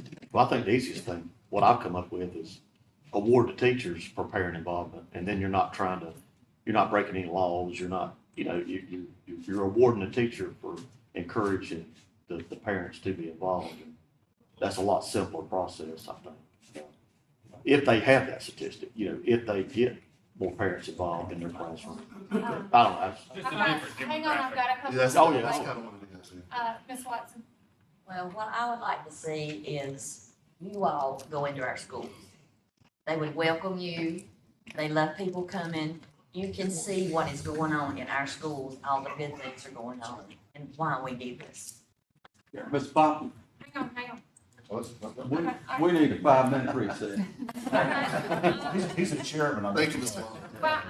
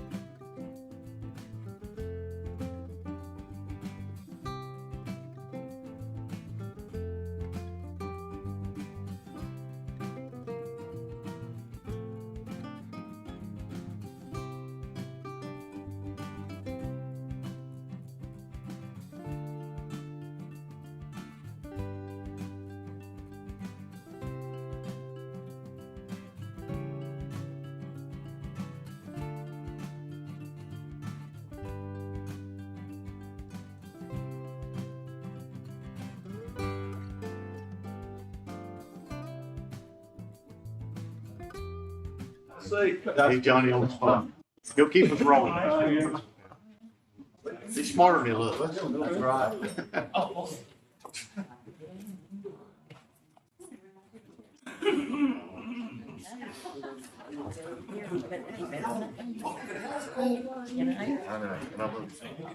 Mike, you have a question? Yeah, I got one. All right, let everybody get seated. Yeah, I got several. Hold up here. I'm gonna call on Commissioner Barbie, Vice Okay. Chairman Barbie. I think he Well, I'd like has to make a comment on conflict. Chip's remark about the teachers and helping them out and everything, and I noticed we've got a 8% increase in the supplements for teachers. That's a 5 to 8. Huh? That's a 5 to 8, that's all. Okay, it's just got 8 down on my. 3%. But anyway, getting back to it, that's great to help teachers. But what are you doing for the custodians to clean the schools, cafeteria workers to feed them, and the bus drivers to get them there? And, no incentive has been put out to keep them. Yeah, it is. Yeah, Yeah, that's the one where we're talking about the, yeah, classified the pay classified pay scale. Well, that's just, I thought standard pay scale, they thought they increases there, you think? No, That's that, increases. that increases their That's pay increases. scale. That's what that is. Is that 1.125 increase? That's an increase. And I'm not sure how much of an increase that is, Mr. That's to put them on the stamps. Top of the level. They pay, the state is mandated to put down the top of the pay scale level, like they've had forever for technology people, for our classified people. That's gonna result in increase for everybody that's under that category, it's gonna increase our Well, costs. I just know it's a shame when I hear people complaining. This is mostly on the West Union County, I'm sure it's all over the county where they've got 3 and 4 buses sitting every morning with no driver. So, that's bad.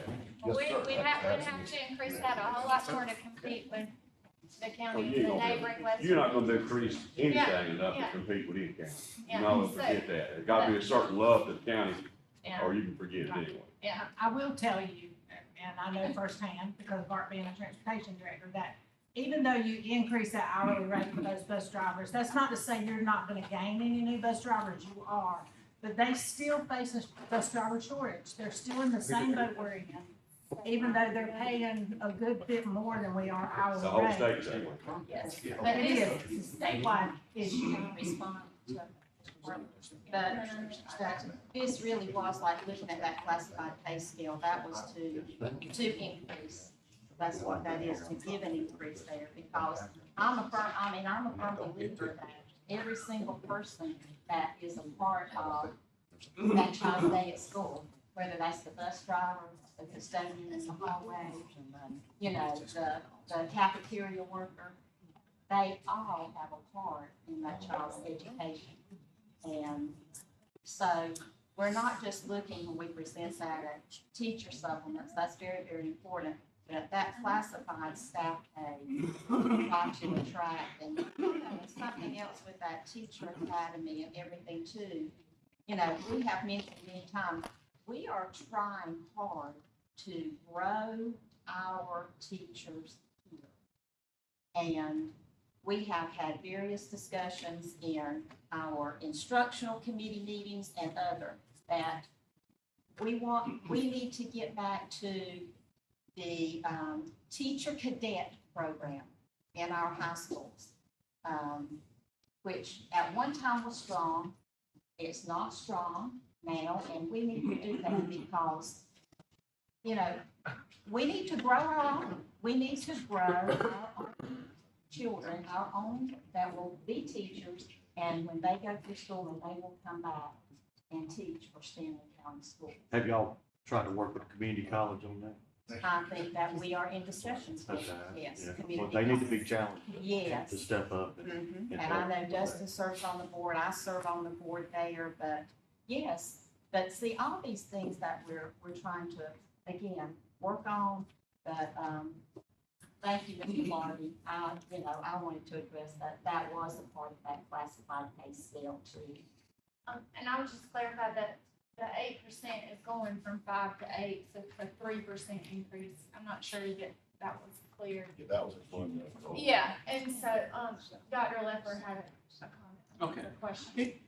if you look at it, we've seen it in the papers everywhere. I mean, education's in a crisis. It's not just here, but we're worried about here. We're thinking about here. And if you look at it, most of these schools that are failing or have the failing grades and the marks, they don't have a lot of their core classes covered by certified teachers. So if you got math and reading and science, and they don't have a certified teacher, for the whole year, they don't have a certified teacher. That's kind of bad. We've got some of them that the teachers are doubling up the classes and trying to help them, but that's also at a disadvantage because most of these schools that scored high, they have all certified teachers and they have all their classes covered. Also on this instructional assistant, we got 71 teachers that did not go through an education program. They might be an English major, they might be a math major, they might be a carpenter, they might be a lot of things. They're going into teaching. They have no teaching background. So by having these people with them, they're working, I don't know how long it takes, 18 months, 24 months to get certified, but they don't have that experience. So we're trying to get these people in there to help them learn how to teach because they're going in there and they've never taught. And also, we have to compete. Our kids should not have to go to Greystone to get a pre-college education. We're trying to get in our schools the same kind of courses they have so that the kids in our district will have opportunities for those classes. Because 20 years ago, when my kids graduated, those were in our classes, and now they've disappeared. Well, I think that's key. I mean, I think that's a big statement. Just to add to that, I mean, you could have been in a We're banking gonna have to institute Yeah. for 10 or 12 years and come in and teach math, but you may have no idea how to write a lesson plan or fill out something for a PLC or something like that. There's teaching parts, no, but I mean, We got one right there. but I mean, And I could drive a bus too, now. You drive a bus but now you too. know what I'm saying, it's a different world when you come in to teach, there's things that you are being No, asked to do. and the reason I was asking about that earlier was to see what kind of process you have, because it is It's the different. first 3 years is a thing, and they do need help. And the last thing about buses, man, it took me from January the 20th to yesterday to get my license, man. It was like- And then people are complaining it takes a long time for us. We have to go through the same process. You can do it anybody. Yes. How many bus drivers are we down right now? Oh, it's 13 to 15 if we're full. Got an application, man? I'll fill one out right If we now. run some double routes, Come on. sign him up. Hold on. So to be fully staffed, we need about 13, 15, depending on the day, because you need to wear something. And y'all are allowing now, somebody wants to drive in the morning, but not in the evening, are y'all allowing that? So what we kind of do is this, so our full-time bus drivers, some of them have to do double runs, all right? And we also have, and it's been in our policy, and we're really kind of reinforcing it more, we have TAs and classified staff, we have certified too, mainly classified, and they may pick up either a morning or afternoon, sometimes both as well, so. Do they get paid for driving the Yes, bus? Okay, Yes. good. We And, tried to. and actually with the TAs and some of those, if they work over 40 hours, they get time and a half. How many classes, do we have teachers that are not certified in the system? So right now, not certified, Yeah. as far as long-term subs, Yeah. Front-time teachers. You were talking about, somebody was talking about, somebody has math, but they never have a teacher that's. well, let me tell you this, so certification can look a lot of different ways, okay? So let's go back to, and what you were talking about, these people that have a 4-year degree. And yeah, you can be teaching English and history and have a 4-year degree in psychology. So every certification not certified in the same, even though they're certified or emergency certified, are they truly certified? I mean, yeah, the state says you are, but you haven't taken a class yet, you haven't done anything other than graduated college 5 years ago. And then we have some that can't get that emergency certification, then they're in the same boat that they don't have a 4-year, maybe they got a 2-year degree. So they're a TA, but they're still, even though they say they don't have certification beside them and the other one does, I have 71 people right now that, yes, that are not true education majors. They may have an emergency certification or whatever, but I have those. And then I have a few, I don't have the exact number on me, that they don't have any type of certification. They may be a TA or Are whatever. they spread evenly throughout the system? No, I will be honest, they seem to be more heavily distributed in areas with our lower socioeconomics. Because those positions are harder to fill, That's why we gave the the bonus. bonuses and the almost. I mean, that's just. Chairman, I got a question about those bonuses. Mhm. Speaking of what Dr. Lecter talking about, the hard to staff incentive bonuses, what is it currently? If you're wanting to go to 836, what are we currently paying out on the hard to staff? How much of an increase are we looking at? That's the That's full, not an that's the full increase. load. That's not an The- increase. So that's the Yeah, flat because number. that has not been built in our budget before. Everything else, that's a good question. And out of that 836,000, are we utilizing 100% of that money, or, Yes. so, and we're offering that to teachers at other high schools that maybe want to, that we could incentivize them to come teach at like an Albemarle High School? We Yeah, had anyone some can take come. advantage of that, but back then. And that's, you Yes, said yeah. $5,000? Is that A what it year. is? $5,000? Is that like forever, or is it 1 year, or is it? Well, I told them when I gave the bonus, I said, right now it's out of ESSER. I would have to get additional monies because I have to come out of local current expense, but state's not gonna get it. So right now, it's coming out of the ESSER, it came out of the ESSER up to this point. And I mean, and I guess it's okay to say this because he's already resigned or left or whatever, but I had an AP tell me that he wasn't staying because he didn't think he was gonna continue to get the bonus. So, Let me add something to that. There's a real big conversation going on about beginning teachers. There's beginning teachers, there's experienced certified teachers. My head just went off. This thing goes off sometimes. But there's lateral entry teachers. I came into the system in 1992 as a lateral entry teacher, but I taught in the Navy. So a lot of the stuff they threw at me, I kind of already had a feel for. If you go to the SAS report cards, people like to beat us up with the SAS report cards. I'm challenging y'all to take ownership of those report cards. Go to the schools, someone's calling, go to the schools that have done really well with our grades, and go to the bottom of the very bottom chart, shows you beginning teachers versus experienced teachers. And you're gonna see it, it's shocking, it's stark. Where our beginning teachers are struggling exponentially to get test scores. This is what the state beats us up over, compared to our schools that have, like Locust's, I think, 90% seasoned certified teachers. This feeds into the Albemarle conversation because of the way that the community or public beats us up over test scores. They actually belong to y'all because you're the funding agency. It's that much harder because of the socio-demographics of Albemarle. Here's my philosophy, and I'm just gonna dump it right now, we'll talk about facilities later. I do not work for all the students in Stanley County. I work for every student in Stanley County. That means some of these kids, the 13 or 14% that come from poverty, the 13 or 14% that have a single parent or non-parent household, the 7 or 8% that are homeless intermittently across the year. When we go to have these conversations, those kids need more than, I'm gonna be honest with you, the Locust kids, because it's an economically sound area. Most of those students are in good shape. I'm talking about 2 families, decent economics. We have a moral obligation and a constitutional obligation, Article 9, to take care of all of them. So when we have these conversations, I'm challenging you guys, it's homework. Take homework from you. Go look at those report cards and look for don't look at what they say, look what they apply, and it comes down to structure. It comes down to experienced teachers in the classroom. And if you look at some other things, you look at the discipline issues, you can see those pockets that need more attention. So a lot of the things we're asking for here is to target those kids. We'll have the conversation about consolidation later, but at the end of the day, I work for every student in Stanley County, and I know you guys do too. I totally get that. But I think 20% of the county's population is under 18.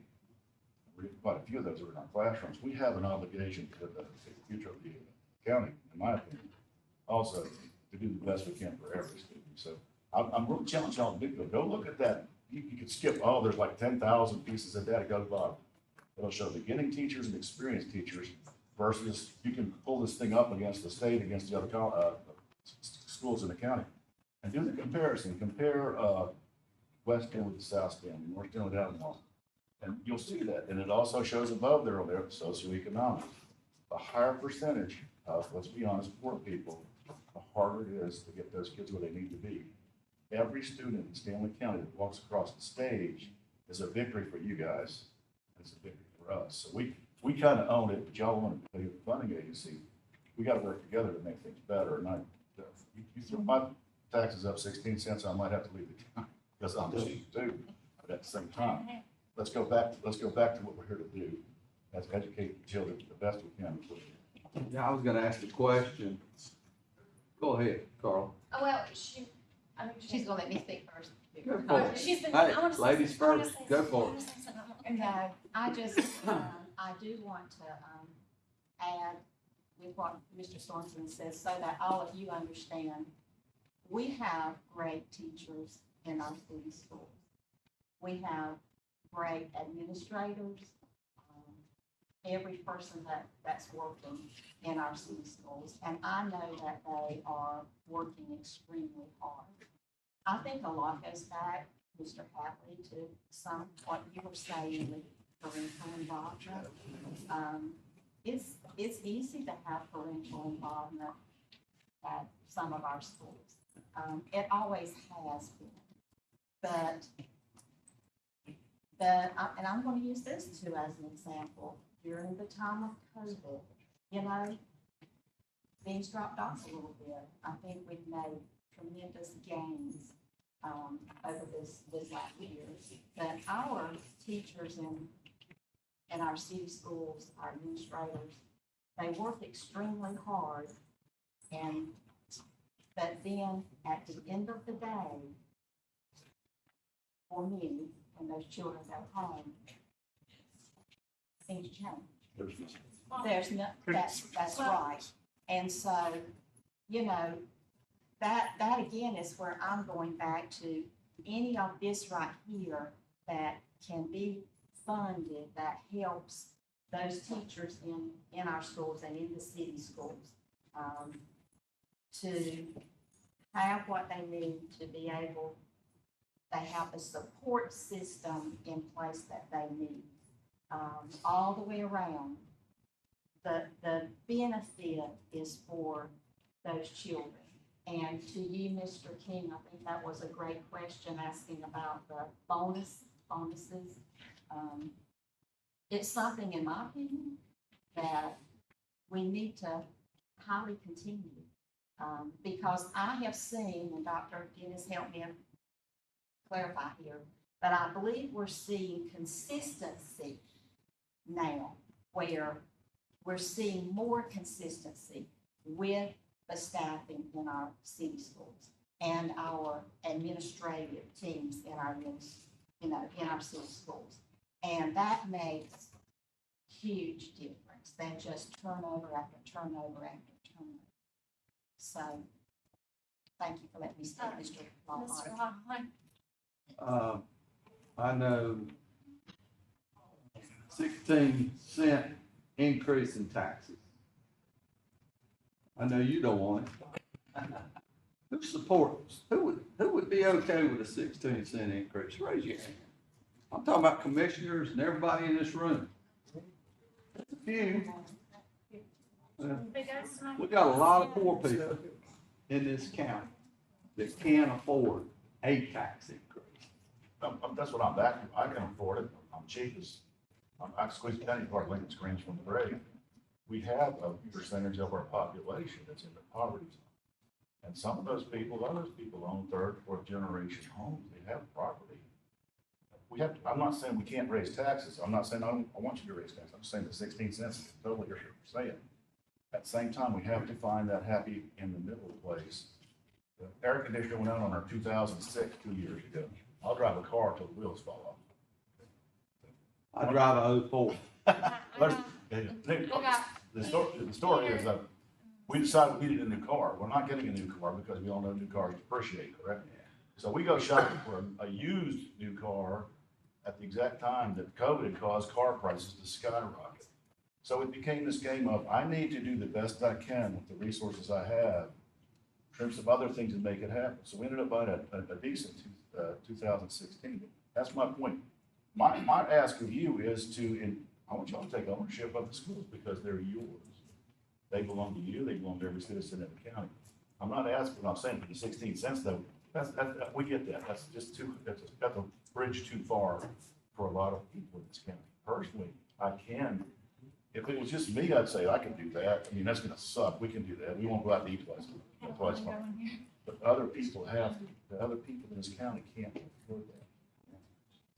We can't afford. Somewhere in the middle, there's gotta be something that can happen to improve our schools. Yeah, we can't afford to lose businesses because of it. 100%. Will you let me speak, Peter, and I'm going to lose my train of thought. Go ahead. So I have to say it now. I'm sorry. No. Okay, so you're looking at, we're talking about poverty, we're talking about low wealth in certain areas in our county. But to me, and you're talking about 16% tax increase. I don't know that it would be a 16% tax increase. I don't know because this is, or 16 cent, this is your domain. This is your domain. But here's what I do feel. If we continue and we don't do something, poverty, we will continue to have poverty. To get our children out of poverty, they are going to have to be educated, and they are going to have to get an education, and they're going to have to see the value in education. And so that right there is, do you invest in the value of education, or do we continue to say, no, we can't raise that tax or whatever? Then I got a feeling that we will be back here next year at the same time saying the exact same thing. Poverty, to get, it is generational, and to get our children beyond that is education. That's the only thing that's going to get them to rise above where they're at. And our teachers Family are the unit. foundation, the family, that's the foundation. Our churches do a wonderful job in our county. I'm so proud of the churches we have. But poverty is all the time. We're trying to do everything we can, but we're going to be right back here having same conversations if we don't figure out how, some way to, what is that increase going to be? Because poverty is poverty, and to rise out of poverty will be education. So education will get them out of this, and I hope that they will come back and they will grow, these students, and they will come back and they will be wonderful citizens in Stanley County. I just like to say, I appreciate the discussion and everything else, but I would like to move on to the next thing. Because there's only so much we can do. It's you guys' job to manage the education, all that stuff. We're here to do with the funding. We're here to help with the facilities and things like that, which that should be the focus of. I know we gotta do the things, but I would like, if it's okay with everyone else, to just move on to the next discussion, because there's a lot to talk about coming up. Right. Let me ask, is there any commissioner that has a question about the presentation that Dr. Dixon did? Anybody? And I think Commissioner Crumb's probably off the call. She has a point. Okay. I agree with you, Peter. I'm gonna add one thing on the 16 cents. So, I think 3 years ago, the revaluation was done, and the commissioner board at the time voted 4-3 to go down 6 cents, which I believe was against the, slightly below revenue neutral, and using the 1 penny equals $724,000. That's 6 cents of the 16 that we're discussing today. That's $4.344 million. And my comment is, the longer that our county continues to put off things, the more expensive it gets. My last example here is noted in one of the reports that you received 19 years ago. It cost less than $24 million to build a high school. I believe the number was roughly $60 million in tax revenue that the county generated gross. Today, we generate a little over 104, I think, on 100 on the last fiscal year end as a county, 104-ish gross revenue. And now it costs roughly $130 million to build a high school. So that's about a 9% inflation rate. If you're a fiscal conservative, which I believe most people are in here, there's your tax. That's a tax. So the cost to build a high school has quintupled, and our revenue hasn't even doubled during that period. So we can keep talking about low taxes and all of these things and keep kicking that can. But if you're a fiscal conservative, it costs us. And you know, you got a revaluation coming up, and that has to be a consideration. You have a tough decision. You either grow, like Union County, I believe, is at 58 cents, but they develop. I believe Rowan County was at 67. I'm not sure where they're at now, Andy, probably. Slightly lower than that. Yep, slightly lower than that. So we're at 61, Montgomery's at 61 and a half. Other counties seem to do it, but you've either got to tax, you've got to grow, you got to rob Peter to pay Paul, or you've got to, you know, the revaluation is to pocket the money. But that's $4 million. So my ask of, and I agree that we don't do your job, and our job is to come to you and ask to tell you what we need. But there has to be some vision and consideration of all the costs coming through. Correct. Can we move on? Because I think part of the whole cost of this is not only your presentation here, but the presentation coming up to tie it all together. So I'd like to move on if that's okay. I'm trying to be rude. Next up is the long-range facility recommendations.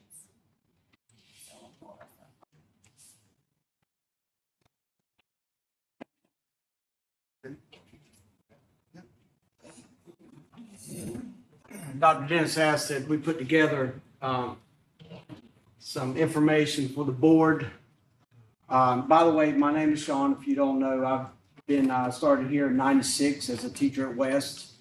28 years. I've been a school administrator in 3 of the current 4 high schools. So had some experience with driving buses to Peter, athletics, coaching, teaching, flushing commodes every day after school, make sure it's all clean and good to go. But one thing, the board, I know a few years back, particularly Ms. Gibson came on, began to inquire about, okay, you know, what are we doing about facilities? I don't know how many trips she drug us out to go see different. I think some of y'all may have come along to see some newer facilities in adjacent counties. And then go around and look at the facilities in our current county to kind of get an assessment and educate ourselves on what are the needs of these facilities. And I think over that time to begin to build a consensus that obviously there's a lot of costs with operations to what we're maintaining right now. So in addition to what do we need to do in terms of modernizing these facilities? In fact, I remember when I was at West, I did a look back at when West was built. I think it was built for $900,000 in 1961, 62. And 3 of the high schools were built about the same time. So, and they have been with us for, I guess that's 60 plus years. So, many of you may have went to these schools. And so now what we're looking for is, as the board and the commissioners did at that time, come together around a consensus of what I assume for them, looking at the schools would be going into the next century, which for them would be going into the 21st century. And what we're trying to do is look at where we want to put our facilities in our schools going forward by year, 2030, 2040, 2050. And one of the things I talked to them about, and I put on here and I'll share with you, is how many of our facilities have been either built or completely remodeled in this century since 2000. And there's a good many that have. We built 4 new middle schools right around 2000, 2001, 2002, I think, when a lot of them opened. And in that time, we've remodeled a few schools, Locust, Central, Aquadale, now Indy, and done some things there. So we've done things. We've committed to doing that. Now we want to look at the next iteration. And then the iteration involves some of the schools that have been neglected or we need to address, in addition to looking at some modernization of our high schools and facilities. So, again, the background, I just gave you a little bit of background. I think in the time that I remember, in fact, I remember one time around 05, 04, the CFO at the time, Larry Wood, some of y'all might remember him. He came around promoting some of the things that were promoted in 05 about the need of our facilities. In fact, I think Mr. Lipsky went and scanned all that in, the 100+ pages. 1,225. And so we have it digitalized, because back then it wasn't digital. We also did another study some 10 years later by the board at the request of those facilities. Now, many of the things outlined in that facility study from 05 to 2015 have been addressed. But there were some other things that we still have not gotten to. So we pulled that in, yes. Just want to let you know, in 2005, George Bush was still president. Seriously. Yeah. It's And been some Obama was time. president in 2015, and that data, that's moving forward, that's old data. But there's still a lot of stuff that we haven't There's old addressed. data. We haven't Has to be addressed. done. It's only gotten worse. Yeah, I mean, many of the things still outlined are still issues that need, and some have been addressed. Like in, for example, I think it was mentioned in there about Norwood. Just making a comment. And I know we, in 2015, we addressed the needs of Norwood by adding an addition there. So, some demographer study, we did one, about just kind of overall population trends. Did one in 2015. Looking back, actually, now I pulled that in the other day, looked at it, that I think they projected our enrollment at around 8,300. I think as of today, we're at what, 8,500? 8,600. So they're within about 90% of what they predicted out, which is a fairly accurate prediction, I would say. So that's been 10 years. Right now, the current demographer study that we just commissioned, I think has put us around by the year 2032 with roughly about 1,000 more students to be added. Obviously, those are concentrated in certain areas. Many of you probably know in certain parts of the county where the growth and development is taking place. So I just wanted to give you that as a background. Again, I mentioned the multiple site visits by the board, by members of the community staff to our schools and other schools. And as I mentioned just before, since 2000, Stanley County Schools has constructed 4 new facilities, added 4 additions to current elementary schools, and have begun to break ground, I think, in the coming weeks on some additions at Indy. And I kind of broke those time periods down for you to give you an idea of when that was done. Additions since 2000, here's our elementaries. Aquadale was 09, Central I think was 07, Indy currently now, Locust 09 when Aquadale was done. Norwood, we added an addition in 2015, and then Stanfield in 2000, the new building out there. The schools that have not had any newer additions or remodeling, if you will, are Baden, East, Millenport, Oakboro, and Richfield. And I just gave you kind of some years up there, and what those years represent was when the original construction was done, or then what happened in the years to come where maybe we did some upgrades or remodel, if you will. I think, say for like Oakboro, I think the original building was from 26, and then that other adjacent building you may be familiar with was built in 1974. That's what those years represent right there. So, you know, we made fairly good progress since those studies from 05 to 2015. But there's still some things, and this was kind of a guide for us, looking at our needs. Middle schools, as I mentioned, you know, I think most of them opened in 2002, and then Albemarle, from what I can gather, was 2003, around that time period was open. Let me go back to high schools. Our 4 traditional high schools, most of which were opened in the early 60s, with some additions. You may know at Albemarle High School with the library in that wing, 99, one of the newer additions there. And then at North, South, and at West, we've done some remodeling and additions. I knew when I came to West around 96 is when we opened the new math science building, which has now been 28 years since that time. Also, just as some numbers just to give you as a guiding factor for us, the site capacity in terms of acreage, you know, I think Keith, you had mentioned that most of your high schools today, when you build a new construction, somewhere in the neighborhood, 70, 80 acres. Pushing 80 acres. Somewhere around there, so. Once you get athletic facilities, and stuff like that, yeah. So Albemarle sits on 34 acres, North Stanley is small of 28. I will note that if you've been around those schools, there's also a railroad adjacent to it, which sometimes can constrict your ability to expand if need be. South 35 acres, and then West Stanley through the acquisition of land over time has gone to 50 acres of property, which again is part of some of the guiding factors of where we came to the resolution that we did a few weeks ago. The goals that I think the board and we talked about and outlined. Construct facilities that cater to the demands of a modern day school, provide every student with access to a facility that was constructed or remodeled in the last quarter century. Design, fund, construct facilities that enhances the safety, instructional needs of every student that attend Stanley County schools. A lot about the learning experience. You know, I was a teacher for 15 years, I was a building admin for 5. Facilities do matter. In the manner in which they look, they feel, your access to something as simple as, you know, I know when we go out to hang these interactive panels, we put a lot of money into new technologies. And the biggest thing we have to look for, where do we plug it in at? You know, because obviously 60 years ago, didn't need as many of those plugs. When we're doing wiring and things like that, I mean, I know some of the schools just wiring everywhere, which, you know, again, years ago wasn't as it is now, as important it is now. So, but that's kind of the goals that outlined there. So with that, I know the board met in multiple work sessions and decided upon a resolution, if I'm correct in saying that.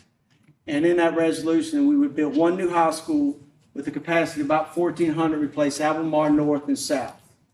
Construct to address the high school, what we talked about there.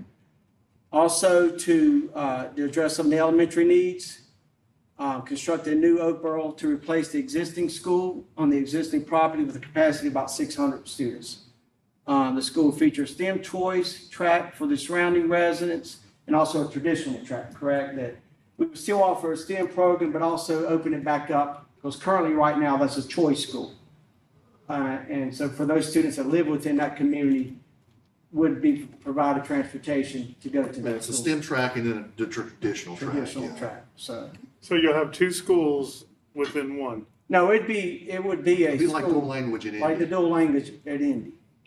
You would But all have, students have to take. like, it'd be your dual- choice, so at Indy, you can come in and you can do the dual language track from anywhere in the county, and or you can just be an Indy student like you've always been, and it'd work the same here. So you would have basically two separate curriculums. One would be for kids doing choice and one would be for kids doing the You would traditional. have a supplemented curriculum at the STEM. You still got the same standard course of study in both. Yeah, because we feel like the STEM programs and stuff, I mean, those have proven to be beneficial in the sense like, you know, I know looking at the population studies and our enrollment studies, we had shown years of declining enrollment. And since some of these programs have come online, our enrollment has gone up. You know, I can't say definitively that's the cause or that's the reason behind it. There's a lot of reasons behind it, but, you know, to be competitive in our current environment with the availability of a lot of different options that kids are providing, we have to, part of that could being competitive is these types of programs. I whether it's think an y'all's ND test scores, if I remember right, in those STEM programs were way above. I think state average. Oprah was a B school. The only one. Yeah.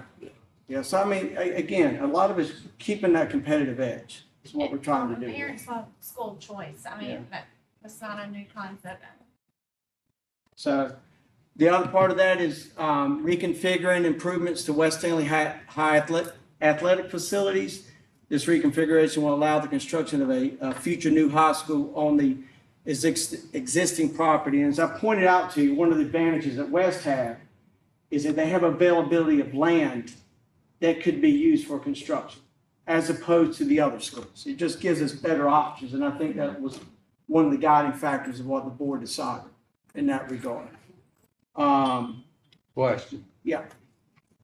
Talk about West Stanley, yeah, they do have 49, 50 acres. The new high school, what was it proposed to be? Let me bring that up on my next slide. Good question. When we looked at kind of the cluster of where students live in this county, you don't really need a map to know this. A lot of you know this by just driving around. But you can see where our kids are located, and then you try to decide the location to put a facility to accommodate the needs of all these students. So if you look here along 52, between New London and Norwood, and then in the middle of that is Albemarle, is a large concentration of population of kids. So somewhere to your question, obviously, this is the planning stages. Now, we have not procured any property to determine a location, but I mean, it would be somewhere, I would guess, between south and north, that where we can find land and take in consideration transportation, logistics, available land, the cost of that land, so yeah. And I don't know where I heard it or maybe read it, but for some reason, I read or heard that East Albemarle would be torn down and a new high school there. Not sure. It may have been the rumor mill. I think they were gonna, I don't know that there would be any way to put any. Only 10 acres of land. Yeah, that makes sense, but. Now, I think what the board discussed, if you remember the slide I showed you about elementary, East as a facility was constructed in 1975, and I think Keith can speak to some of the issues that they've had, that part of the facility study is the need to replace that. So It's got foundation issues. the foundation and, things that you can't see aesthetically, but things that need to be addressed eventually. And so part of the guiding factor would be that where you may have kind of heard this was that if you could take and make, say, Albemarle Middle, the current students there, put them in the high school, and then now you open up a fairly newer facility that was built in 2003 for the kids at East. So that way, you're handling a couple issues at the same time. But as far as building, yeah, but as far as building a new school and that's like, you could build a high school. Well, a lot of people in the community think Yeah, that that's what's going and to. that's why we're trying to put And together it's not some. because we said it. And I hope the press will clarify. Got that, Curcio?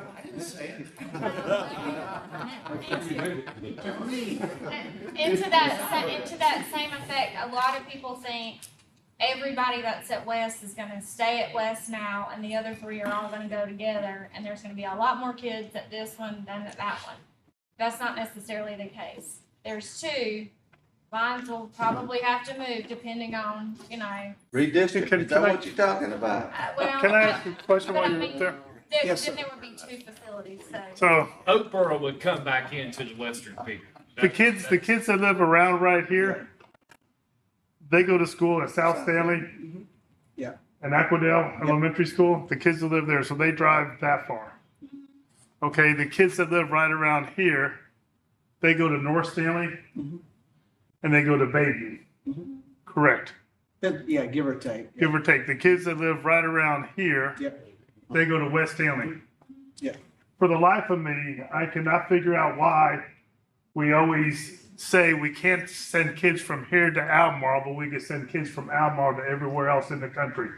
I've been saying in the county. So that's why when we consider these things and Hold on, redistricting, are you talking It's about BT. high schoolers or elementary schoolers? all of them. The kids right here, they go to Bayview. Yeah, cause I wouldn't have room for them in Albemarle. Almar's full, the elementary school.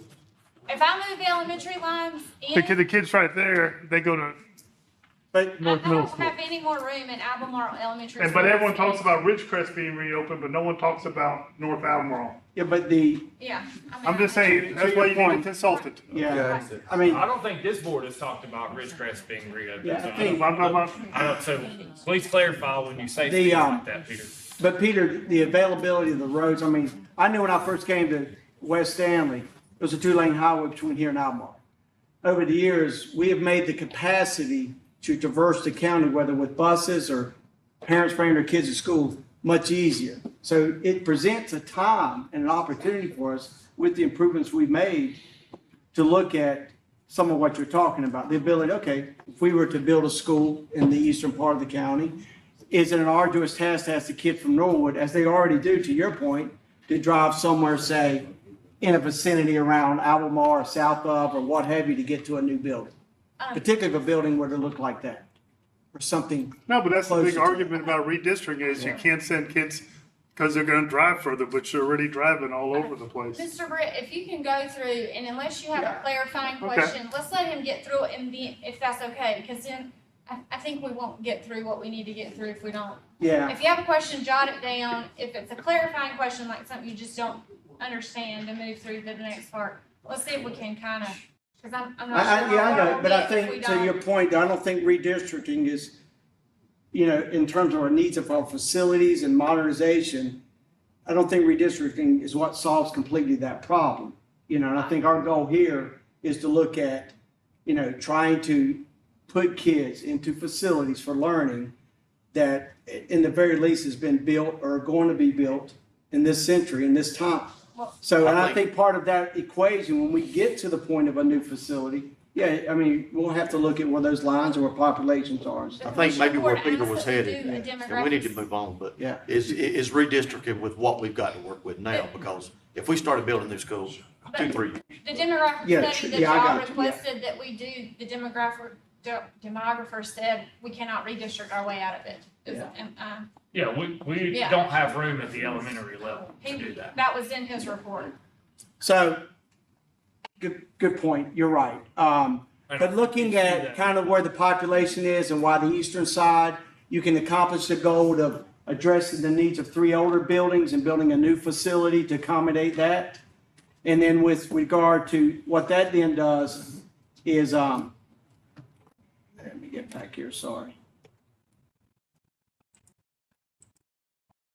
I'll come back to this one here, is at the other high school at West Stanley, is you show the land that we have available to us. These 2 parts are what we currently own. I believe this is owned by, you said Red Cross and Pfeiffer up there. But possibly shifting in this ask, shifting down the facilities of the athletic, particularly football field, down to where the track is, something like you see it, that's at Forest Hills High School. So now you open up this part of the school to future construction. So that's. Well, the softball field will move on the, adjacent to the baseball field. The tennis courts would slide over, up where the track and the, baseball field is, and then it opens up all of that, as Sean And mentioned. track and stadium, one thing. And you'd cut a road in, on the east side of the campus. And part of that request too is addressing the elementary needs, one of which, again, all this with we'd love to address all of this, but as we've talked about earlier with revenues and fundings and stuff, we're trying to put together at least the beginning stages of some plans moving forward. One of which would be looking at Oakboro and that facility, and possibly in the area around there, building a new site to replace your building that you have right there. So. And as it stands right now, if you live in Oakboro and you live across the street from the school and you don't want to attend the STEM school, you can't go to Oakboro. You have to. That's all the way up to Big Lick. Well, the 8th Street is where it cuts off at that zip code for, that's Aquadale. And so those taxpayers. That's it, pay goes for- on 8th Street, that's Big Lick Stanfield Road. Well, But yeah, I mean, depends on which part of Big Lick, but yes. Just for clarification, a STEM school could be anywhere, it doesn't necessarily have to be in Oakboro, correct? I guess essentially, yeah. it could And be- the Indy immersion program, that program could be in any facility, not just in Indy. Or we can, Okay. with the amount of people who apply for it, we can actually add another one Yeah. to another school and probably be able to staff it. So I think that's sort of to your point, the conversation of the board was how do you create choice across the county while districting into the school? Because like in Oakboro, there's 60 kids roughly on Main Street that don't have transportation to Oakboro School, although their property, their parents pay taxes for that police force to go over there every day. Now, they go to Aquadale, but they don't have the option for transportation there without walking. Yeah. So if you can go across the county and replicate something to what Dr. Dennis says, where you can have a curriculum, supplement like a STEM curriculum. Do you have STEM and clarification, you guys have STEM in all the elementary schools? I remember we bought, at one point, didn't we give them money for We Put STEM we in have, STEM we have some STEM supplies. elective. Yeah, Yeah, it's like an all AMP, it's an classes. extra class. It's not a curriculum. We did Yeah. STEM supplies. And we have STEM teachers. Just hit me. Norwood Elementary, they don't have bus transportation for a certain district inside Norwood either, right? Aware of Oh, that. they all go, If it is, I've never heard that. Well, the reason I'm asking is I've got a niece that lived down there and she was gonna send her granddaughter over there and they didn't provide bus for transportation within like a mile and a half, 2 miles from school. I'll have to ask about that, because There is Like a a mile. distance that you don't have to require transportation for. You can put, there's a distance for a bus stop, or if you live near the school, there's a walking distance. Correct.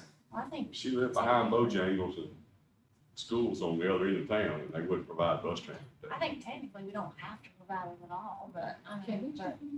I would just have to, if you give me the address, if you give me the address, I'll look into it, because that's the first I've I heard. asked about that, because I have not heard that. I did know about the Auburn situation, I did not.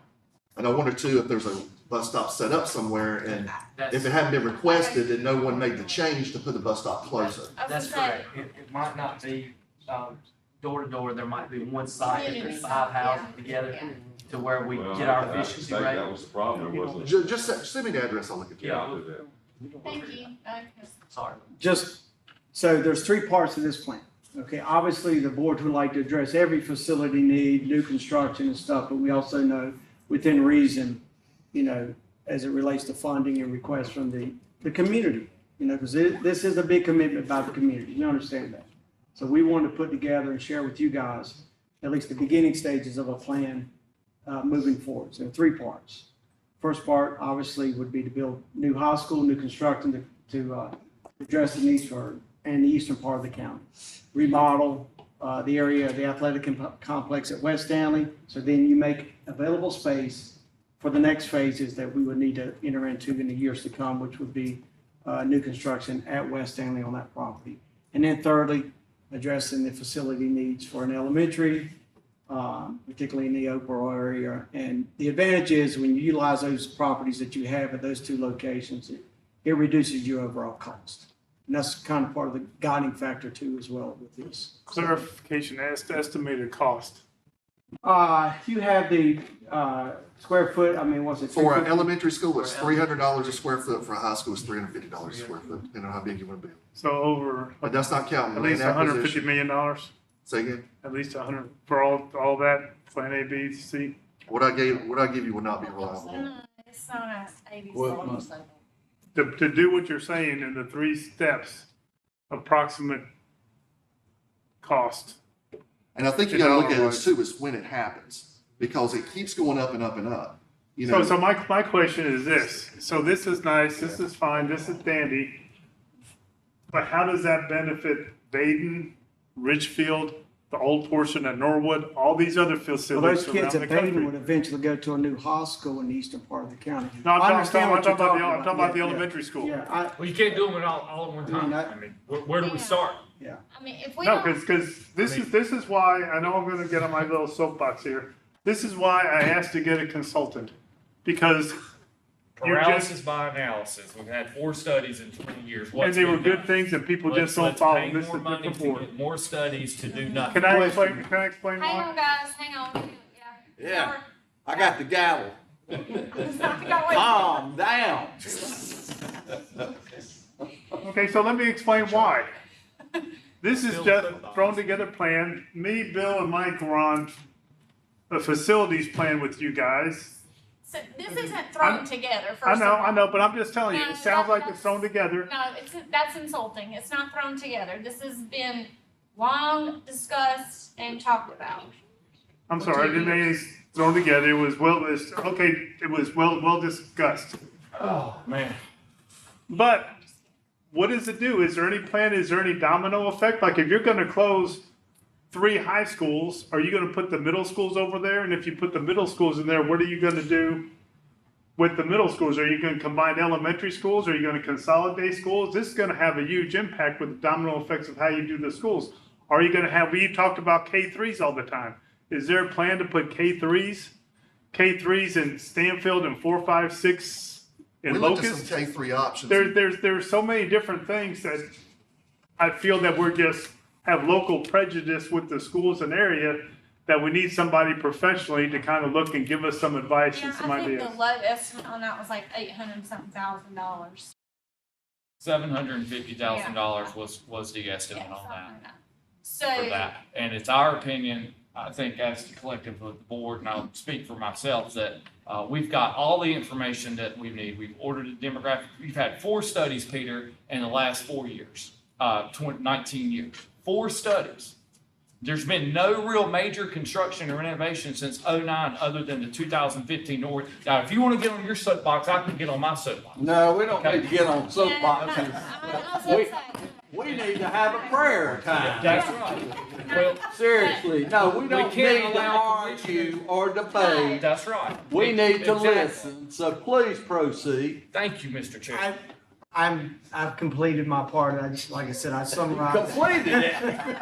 I've completed One question. Good time Um, to say, John. Have we looked at doing deed restrictions on the existing facilities that we don't need to land, that we're not gonna tear down? And so they can't turn back into schools, and selling off some of these existing buildings so they Yeah. can't turn back into competition? Yeah, that's a good point. To strategically make this whole process. We've had even- that even conversation more before, and I know of a district who's done something very similar, has, Well, some and- experience in that as well. and if we were to start moving in that direction, that's obviously something the facilities, and Robin can speak on this, I know, sorry. Sam. That we're going to have to look at, as we move into moving out of a facility, let's say such as East, sitting there, and it's right in the middle of town, that would be an opportune property to try to probably turn over to Well, somebody it's else. as high as building costs is getting, just like what y'all just stated, that these old facilities, people would love to have them for something, I promise. I mean, and there is a lot of value there. Private schools. Well, if we could, and I understand y'all being leery of turning them back into, somebody sell them off and they turn into competition, Right. which makes this even more of a Right. nightmare. But that's just like, with the mentioning of North Albemarle, just as it would have ADA issues if we were to move the county office over there, it would have multitudes of ADA issues to move students over there. You get little bitty kids versus adults, and you've got a lot more issues. I don't know if Mr. Benton can probably speak to that, but, so there are buildings that we're gonna have to look at, in the coming. But just architect fees. I have a question for the commissioner board as a whole. Does your board want consolidation? I do, I've wanted it for years. Okay, so you do, Mr. Hatley.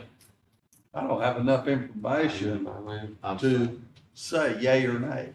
Whatever works, y'all are pros. So you want us to Make it keep work. all these other buildings and open up No. Ridgecrest? No, Okay. if you All build right. a new school, Mr. Eford, I'm sort of like the chairman. I mean, I would love to see Ridgecrest open if it could be, just like central office. so that's another SRO the county has? No, to wait a minute, let me finish. Hang on, Just hang like, on, you hang on. guys talking about central office moving, and I would love to see central office move down there, if that's a facility that you guys could use.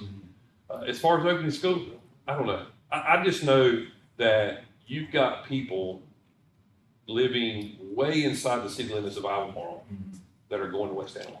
I mean, way past City Lake. And I keep hearing that, well, we can't redistrict out of our problem. I understand that. But I don't understand where your problem is if you don't redistrict. And I know this is y'all's wheelhouse, not mine, but from an outsider looking in, you've got kids that's driving a long way to go. And I know you don't have any room in Albemarle Elementary, but do you have room in Albemarle High School? And Well, you had West mentioned on Allen's the near radio show capacity. that we had too many buildings, so that's why I was asking. Do what? You had mentioned on Dave's show that we had too many buildings at the high school level, so that's why I'm asking the No, I commissioner don't think I board. did. I don't know what radio show you listening to. Yeah, I listened to it. Yeah, so you're down in the count at the high school level. And that show on Dave was in response to some of my comments, but, at the elementary level, I don't know what it's you're about a year and a half ago. At the elementary level, relative to, say, 20 years ago, you've got almost exactly the same number of students now that we had then, except we have K-3 class size mandates. I get it. So we don't. We at Ridgecrest, to address that, We don't own one parcel of the land. So even if the county wanted to open it, right now, I don't want to build my house on your land. The attorney is working through trying to clean that deed so that the school system and the county can then have ownership possibly, or at least not have ownership and decide what we're going to do to move forward. The second part of that is we have to come to you for more funding. So before y'all mentioned the 16-cent increase in tax rate, well, that number is going to go up because that number's that we showed you, 22.7. You've Right. got taxpayers. It's right. Excuse me, you've got taxpayers that's going to either support it or not support it. That's right. So that's And another until you transportation. know That's which another way that's SRO, headed.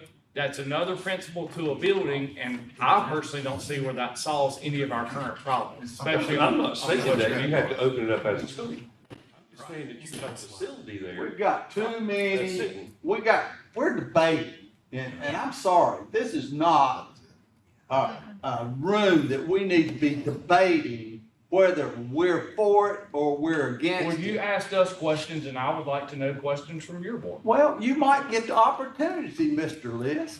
Well, thank you, Mr. Lawhon. I'd appreciate Well, that. you're welcome, Thank you, sir. because you love to talk. Well, that's a pot calling the kettle black. Well, it may be. That's right. All right, guys. Can I just put a statistic out there real quick, a quick statistic? You know, this is good projections that I think we're gonna have 9,000 and some students in 2032. We had in 2001, 2002, 10,000 students. So it's pretty much gonna take 33 decades to get back to not even quite that number. And I can look at around that time, I think Albemarle had almost 700 students. I So think now the we school have- age population in the county has declined. Oh, well, it's not that. No, it's actually grown. But if you look at what's going on right now between charter schools and now that the voucher money is going to, the opportunity scholarships. Legislation this week is proposing that it go to private. No, it's I grown. mean, they're wanting to That's gonna change it. impact that. Yeah, It but, impacts it's gonna but we've gotta be impact that. competitive as well. This is part of Exactly. maintaining that This is competitive gonna- edge. Blow your School mind. of choice is a thing, parents wanna be able to choose. If we're not a competitive choice as a county, they're gonna choose to go somewhere else. But there's other and I explained this years ago that whatever y'all do, a lot of times it doesn't matter because of the outside influences of other schools being built, of charters, more charter schools being built. When the school board reopened Oakboro, they knew that Greystone was building a middle school at the same time that would impact that, and they reopened Oakboro anyway. I didn't realize. I know, I'm just saying. And, if you look at the money, who's Jason Phipps's school? Heritage Classic? They received like $147,000 last year in Yeah, they only state have money. 11 students that go there And- that aren't and on a now- voucher. And But this year, we don't- and then, it's- hold it's on, not- and they received Where- 247,000. We're getting. Somebody tap that We're now. off the subject and we need to get back on to. Yeah, we need to get back on Yeah. track. Yes. We do. I just wanna say that I'm all for consolidation, but not for this, right here. You want it? Come on. You got one that keeps on the soapbox. Yes, Peter. Yeah. All right, Calm down. yeah, let's sort of get back on I track. have a question about the information we received about attendance or capacity in all the schools. The only school that I saw based on that information was 2023 information. The only school that was overcrowded or over capacity was West End Middle School. That's, And Well, there's elementaries too, but I are think, we keeping, I guess my question, are we keeping, I mean, the information we have was June of 2023. Do we not have current information on how many students are at every school? yeah, someone asked for it the other day and I gave it to them. They asked for the numbers in all the schools and, I sent it. yeah. Yeah, I sent it. The one that I got had June of 23. Yeah, that was in their audit. But I There was sent a the most recent There was report that there we was a had. separate email that was sent. John. Okay, so we do have elementary schools that are over capacity. wait, when he says he sent it, did you send it to everybody? Okay, so all you. I've sent them a lot of stuff, so. No, but I'm just making sure, cause we had had that issue in the past, I wanna make sure Yeah, everybody got it, okay. But you do have elementary schools that are over capacity? I know we talked about sport, it depends on what you call capacity. You know, because you can take an old school that wasn't built to be a modern school, it doesn't have rooms for EC services, and, you know, now you've got an SRO, an office for them, you know, things like that. So it's how you purpose a school, but I have schools that I don't have any more room for students. If I had another classroom, I do not have an available room in this. And that some of the larger, the higher classes have larger numbers of kids and stuff like that. And I even have some where we're trying to split rooms. I got an elementary school right now, I got 2 classes in one big room. Well, and I think that's why we agreed for Hold on, Dean to guys. do Yeah, yeah. it. So, And it's gonna help a lot, it is. Well, But, go ahead. I'm sorry. the Indy School addition, how are you gonna fill those rooms? Are you gonna, I know West Stanley Middle School's probably busting at the seams. So as far as Indy, I'm looking at a couple different choices, and I'll know exactly when it gets built, how I wanna do it. So the big thing is not moving numbers of kids, it's making rooms available. So, we do have separate setting at Indy, and I have separate setting in another school in that area. If I could put all my separate setting in one school, that would clear up rooms in other schools for regular classroom. And just to clarify, separate setting at Indy right now is in the gym. It's Yeah. in an adjacent room in the gym. Explain It's it. not- We don't have any idea what I'm sorry. That's a clarification. Separate setting are the kids who cannot be in a regular classroom for whatever reason. We've got kids who have learning disabilities, we have kids in wheelchairs that can't speak, that have a feeding tube. So it's the Okay. students who are, Spatial. yeah. And they're in a Special needs. makeshift room that's attached to the gym. So technically not what I would consider a classroom. It's been made into one, it works for what we're using it for, but and there is some, state funding to help offset the cost of that. Or, I'm just asking. We is get there? state funding for different things for EC, yeah. Yeah, it by far does not But I don't, cover I'm the cost not, of I'm the not aware of a typical state capital fund that goes to the school system. The only capital Yeah. fund we get automatically is the $500,000 need-based that we're gonna use to help for the end of this year. Yeah. So yeah, so we're gonna, we'll configure Indy as to take off and add classroom availability to the other 2 schools that are stressed. But yes, the middle school right now, it's full. When you say availability, that means parent has to discern, Open classroom. decide whether or not they go there or not. No. If their district is there, I've gotta make it so the parent can go there. Yeah, But I mean, I should say open classrooms, maybe I used the wrong, so that when you know that you're growing and you've got more classrooms coming in, then there's available classrooms to add more classes. I guess my question then is, what are you gonna do to help West Stanley Middle School capacity to be more acceptable? Well, if it gets to the point where right now we have mobile units that we've used in the past, and there's availability there. Yeah, we got 6 mobile units at West Stanley. There was a large enrollment class that came through about 6, 7 years ago. I mean, like an exceptionally large. And we had to accommodate that growth with 6, newer mobile units. As that class progressed through, it reduced the need for those units. So they are available to meet that need. Obviously, it wouldn't want it to be a permanent fixture, but it is something that's available now as it would increase, as the demographer has indicated, there probably is to be an increase in that area for that school, to answer your question. Well, you have a lot of citizens, and when I say citizens, some that are school teachers there that are complaining about the overcrowding. Oh, we have that all over. I mean, I could name But it's, it's the way the elementary feeds into West Stanley Middle, and I know the board, I can't speak for them, I don't think has an appetite for starting doing split feeders and crazy stuff. That was my question. Yeah, split feeders are, Yeah. that's not where you wanna go. But what you would do is you'd have to build an addition on the West Stanley Middle. Bill has. Not something we discussed, I'm just saying. Just real quick, If we don't use when we spend tax dollars, I feel like it's my money because it sort of is.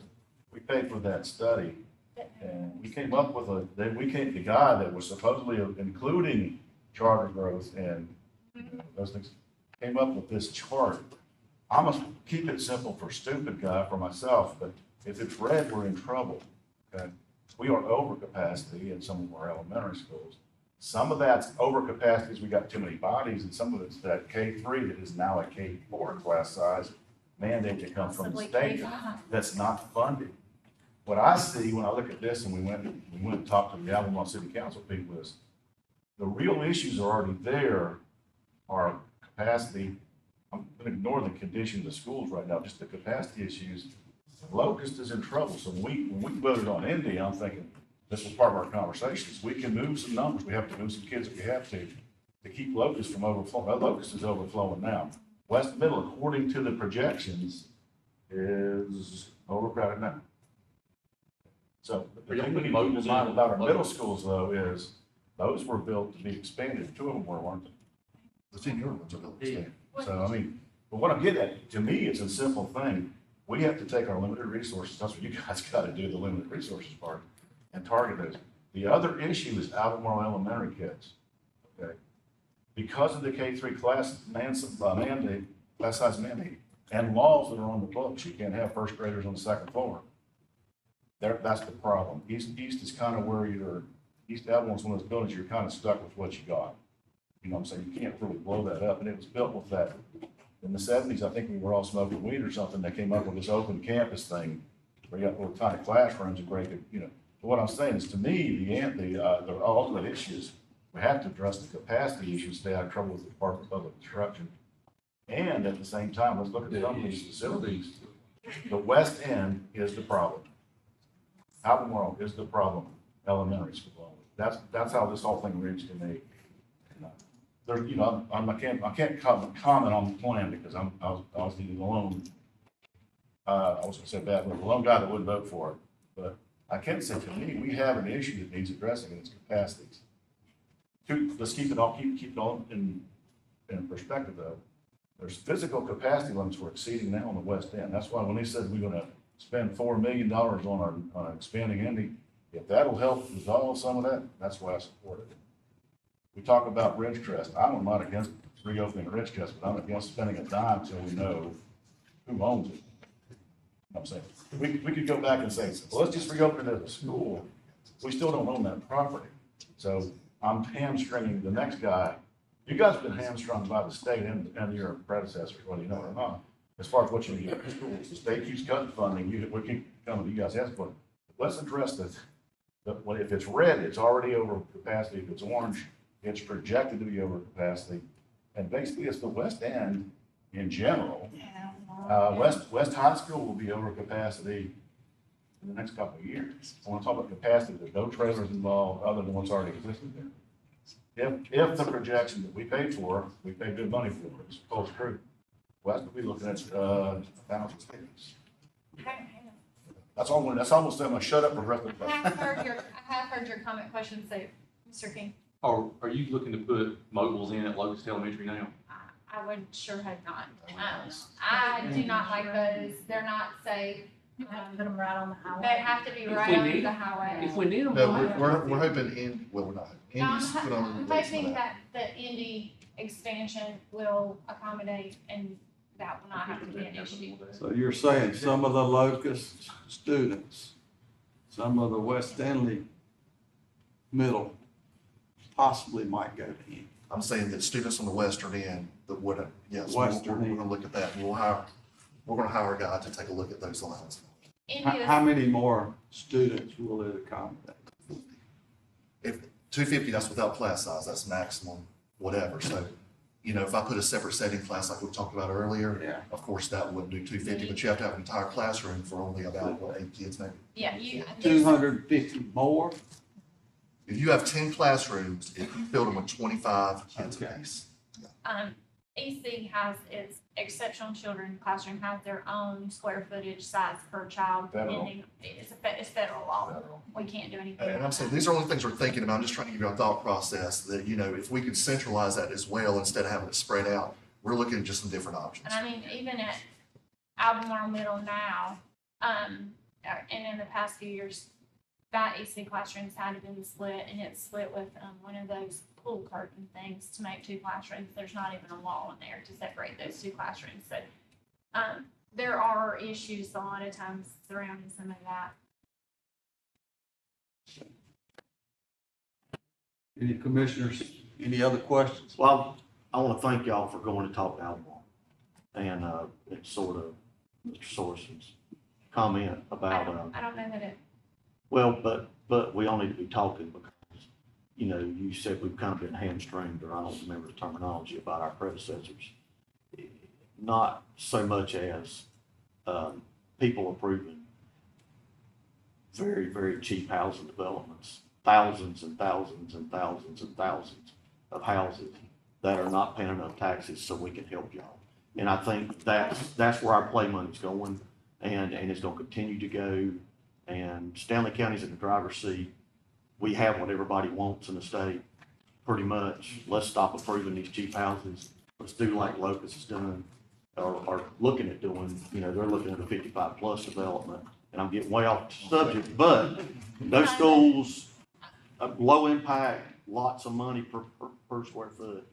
You know, we need help with that. So help us keep talking, help us stop this cheap housing, this and I flooding. can't remember the exact numbers, but I'm gonna say it was 600 to 700 homes they plan to add in 1,200 was already in approved. East District though alone. Yeah, that sounds about. And if you average one kid per house, let's just say one, I don't know how many live in each house. I obviously don't have room for those kids at East. Yeah. But, you know, that's, and per law, if they live in that district, no district without school, they're supposed to go to school there. So that's where we have the issue with, you know. People that are approving these houses need to be helping pay for this mess. That's right. And that's another problem. So we're left with all that too. So that's where the Albemarle situation we have going on here, and then the Western End Grove is the situation. Ms. Gibson has. Since some of you mentioned that about Ridgecrest, and I know that we are trying to look into that and clean up our deed. I wanted to go back because, I've heard it from some, that there was an original statement made of you could open that school for, I think it was $1.2 million. And then there was a question from someone about how did you go from 1.2 to where we're at, like with almost 9 million. So I wanted to go back. I knew the answer to this, but I wanted to make sure that I had done my research. So I went back with the help of Ms. Hope Miller and pulled all the facility committee meetings, all documentation of anything about who came up with that number. Because in my conversation being on the board, that number would change depending on who I spoke to. One day it was 2 million. One day it was 3 million. It got up to as high as 5 million to open that school. So I went back and looked for anything in committee reports all the way back from 2018, all the way up to 2020. No documentation. So in other words, there was no one, and I asked Ms. Whitaker to help me also, going back and asking the former director of facilities here, how was that number determined? And it was determined by someone walking through the building and coming up off the top of their head with that number. So Not a certified. there was no professional reviews. We used Pinnacle to give us what it would cost, and that was with the codes, bringing everything up to date or whatever. We used professional architect with Pinnacle to do that. There was nothing, and I knew that, but I had to go do my research because I wanted to tell all of you how that number came up with, and that was just a number off the top of somebody's head, fabricated number. There is no documentation whatsoever And Glenda, I asked that question in a meeting, and Keith's predecessor said $2.5 to $3 million. I think that's right. So see, one time it was 1.2, then it went to 3. Then when I was on, questioned even during the time, it went up as high as 5 million. It was just taught. There was no consultant, there was no one used. And I wanted to clarify that for all of you, because I think that's been a question by someone. It might be Mr. Barbie, and he's not in here. How did you go from a 1.2 to almost 9 million? Mr. Avery. And the only reason that we knew that, or we heard that figure, is the first time y'all came to us, wanted the money for Indy. I think the question, like Commissioner Hackney said, the question was asked to Yeah. Mr. Bowers, Yeah. that what would it cost to open it up? He said around 3 million, but you couldn't staff it for that. Well, this So is- that's where I heard the number. But in researching that was just And a it's nothing. And I wanted to make number sure that had been that, tossed around. I wanted all of you to know that when I heard that question, how did it start out with this? And then y'all were, you have presented to us almost the 9 million. I wanted you to know. That was the only time I ever heard a number of what it would cost. Well, 'Cause I don't and know. serving on the board during those years, that number fluctuated all the time.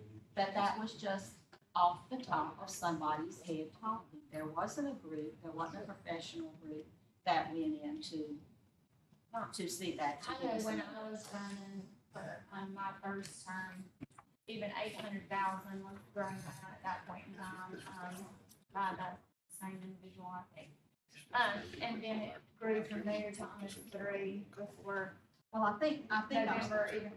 I'm saying that too because of when you're thinking about the cost that for the Indy edition, so much to me wiser decision to make the Indy edition than when we're not sure about a deed and then again, the cost of something. I just wanted to clarify. Someone explain the issue out there. I can explain Yeah, it. So, yeah, me too. You wanna go? so, there was a parcel of land, it's not on a lot of it, that was given to the county about 100 years ago from the Hadleys, I believe. And what the deed says is it's for educational use only. And if it ever is not for that use, it has to revert back to the family. So part of Ridgecrest School sits on that. And the other part of it feels all that set on land that's outright owned by the Board of Education. So it's what's called a cloudy deed. So if we were to try to do certain things with it, then we would really have to revert that. We can't revert it back. You'd have to tear off part of Ridgecrest to get that land back. And 100 years, you've got 100 years of Hadleys.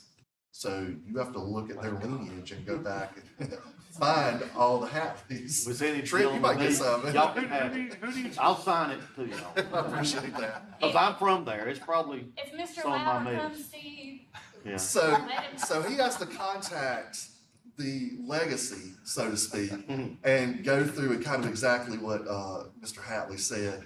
Would you like to sign it to the school, or do you want your vested interest in this? But you So guys he are has- actively doing that now? yes, Good. yes. But Trying of to course, clear it it's up. gonna take a I've while. heard it for years, but I didn't even ask Andy, is that true? And it's almost like splitting the baby in half. When you've got a building that's half on yours and half on whoever's, putting $10 million into a building, for me, that doesn't seem like a smart decision that I don't know, Well, y'all can own resolve it. that. And that's just like, I'm not gonna build my swimming pool in Trent's backyard and then hope that maybe one day he doesn't care that it's still there. I My mean, kids would love that. But you know what I I'm don't saying? I mean, it's not Too much. smart, it's not smart for taxpayers, it's not smart for the county. I get that. I get it. And just as others have said, I'm not against reopening the school, we just need to know where we stand with this deed, I feel like, before we. Did, Mark give you a time? We have a timeline for the, Six for the months. first part, yes. He said it's gonna take him some time with some genealogists, is that, am I saying that right? So he has some ladies who use That help genealogy do this. programs to help identify the ancestors of the original family. So over the years, there's been no contact with whoever owns. Over the years that I've been on this board, no one's ever questioned the deed. And Until we pulled the deed, we got to look at it when I I started was reading gonna it. say, Miss Miller went and found it, and it's, I think it's written in pencil. Even, I mean, it's that old. It was an interesting process It's to pull that out. I mean, it really was. So. Quick question on school consolidation. At what point, and I'm sure you will, do you plan on getting feedback from the public? Because at the end of the day, we all work for the public, you know, and no matter what you want or I want, if we don't get their buy-in on it, we're just spinning our wheels because we know this one's going to bond. I agree with you. At what point are you gonna start maybe doing surveys? Cause I mean, we're gonna have to get in front of this, I mean, and I'm sure it's gonna hit the ground running, starting But see, pretty shortly. But, you know, I just wondered, are you gonna do surveys, get the public's opinion, the public feedback, because at the end of the day, that's what we gotta work with. as chair now, I'm not sitting on facilities committee, and I'll let Mr. Benton speak to it too. He's been through this process before. But when I was on that committee, the plan was to go and speak with each municipality, each area, explain it, get community input, let stakeholders understand it, surveys, community meetings, however that looks, because you're right, it does have to be marketed out.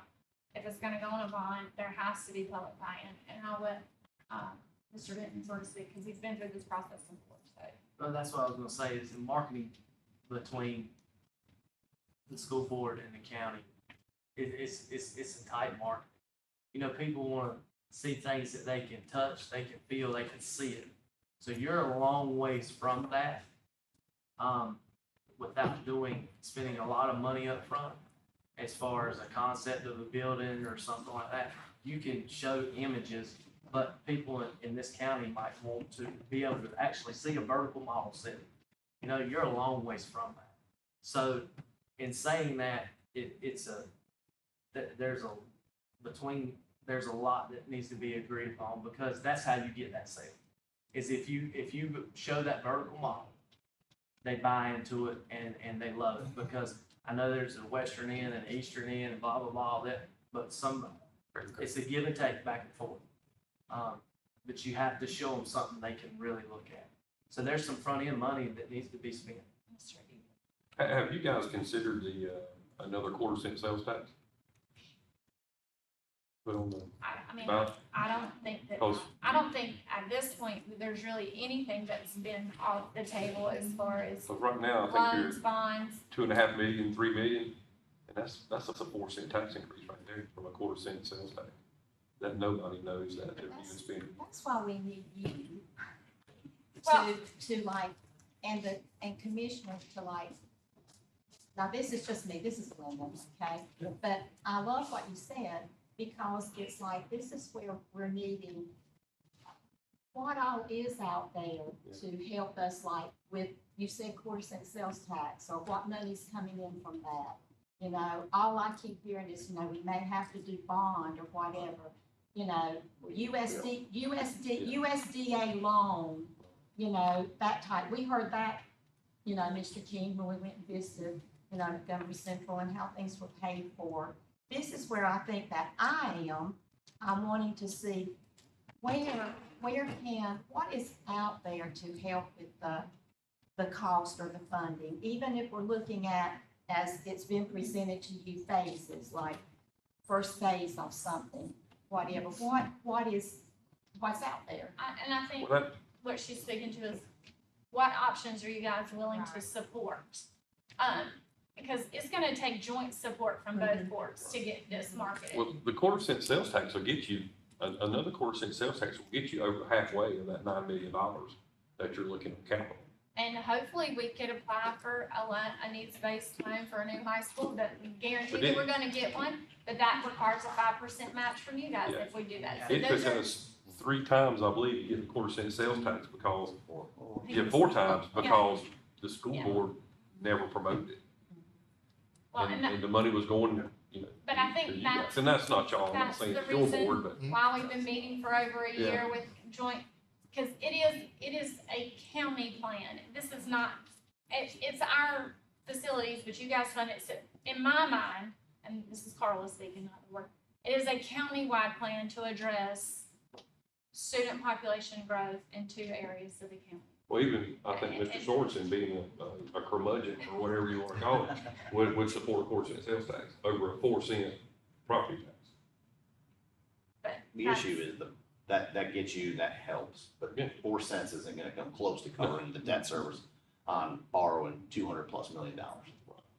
And, you know, Montgomery County was one school, USDA did not cover the full amount of that. You're not gonna go, and I would never recommend to our board that we go try to, first of all, USDA is not gonna loan us that kind of money. They're not gonna loan you $200 million. And they might do it, you might be able to get it for 40 years, but their interest rates are really high. We're better off going out to the bond market, but that requires that the voters approve it. And if they don't approve it, you don't build it. They've just given you a clear message that they're not willing to pay. Because on that bond referendum, you have to tell them what their taxes are gonna go up. You know, And there's gonna be a lot of people in this community that probably won't support that because they don't want their taxes going up. But that's a clear message that they're okay with us, you all, and us, the commissioners, finding another solution to address these issues. And so, you know, it's just, there's a lot to happen, you know, in terms of communication back and forth, if there is a desire to try to do renovations or to build new schools or whatever. I mean, there's so much that needs to happen. We need to look at, if our board directed us as staff to say, we're potentially interested in a bond referendum for whatever 100 millions. Just my simple math, just these 3 facilities, you're looking at close to 200 million. If you're, you know, and then if you throw another high school in there, you're well over 300 million. And that doesn't pass if you don't throw another high school in there, because I just don't think it does. I think you're gonna have to, just my personal opinion. But, so, you know, you're looking at over 300 million, but, you know, we've gotta look at that in the whole context of all of our, I mean, we've got you know, at least a $13 million jail expansion in the works. We've got other facilities that we need, so we're gonna have to, if our board says, yes, we're interested in pursuing the potential bond referendum, putting that on the ballot, there's so much work for us to do in terms of hiring a financial consultant to look at all of our, where our comprehensive improvement plan is for not just schools, but community college and county facilities. What is our projected growth revenue in terms of ad valorem tax base? How are we gonna pay all of this back if it were to be approved?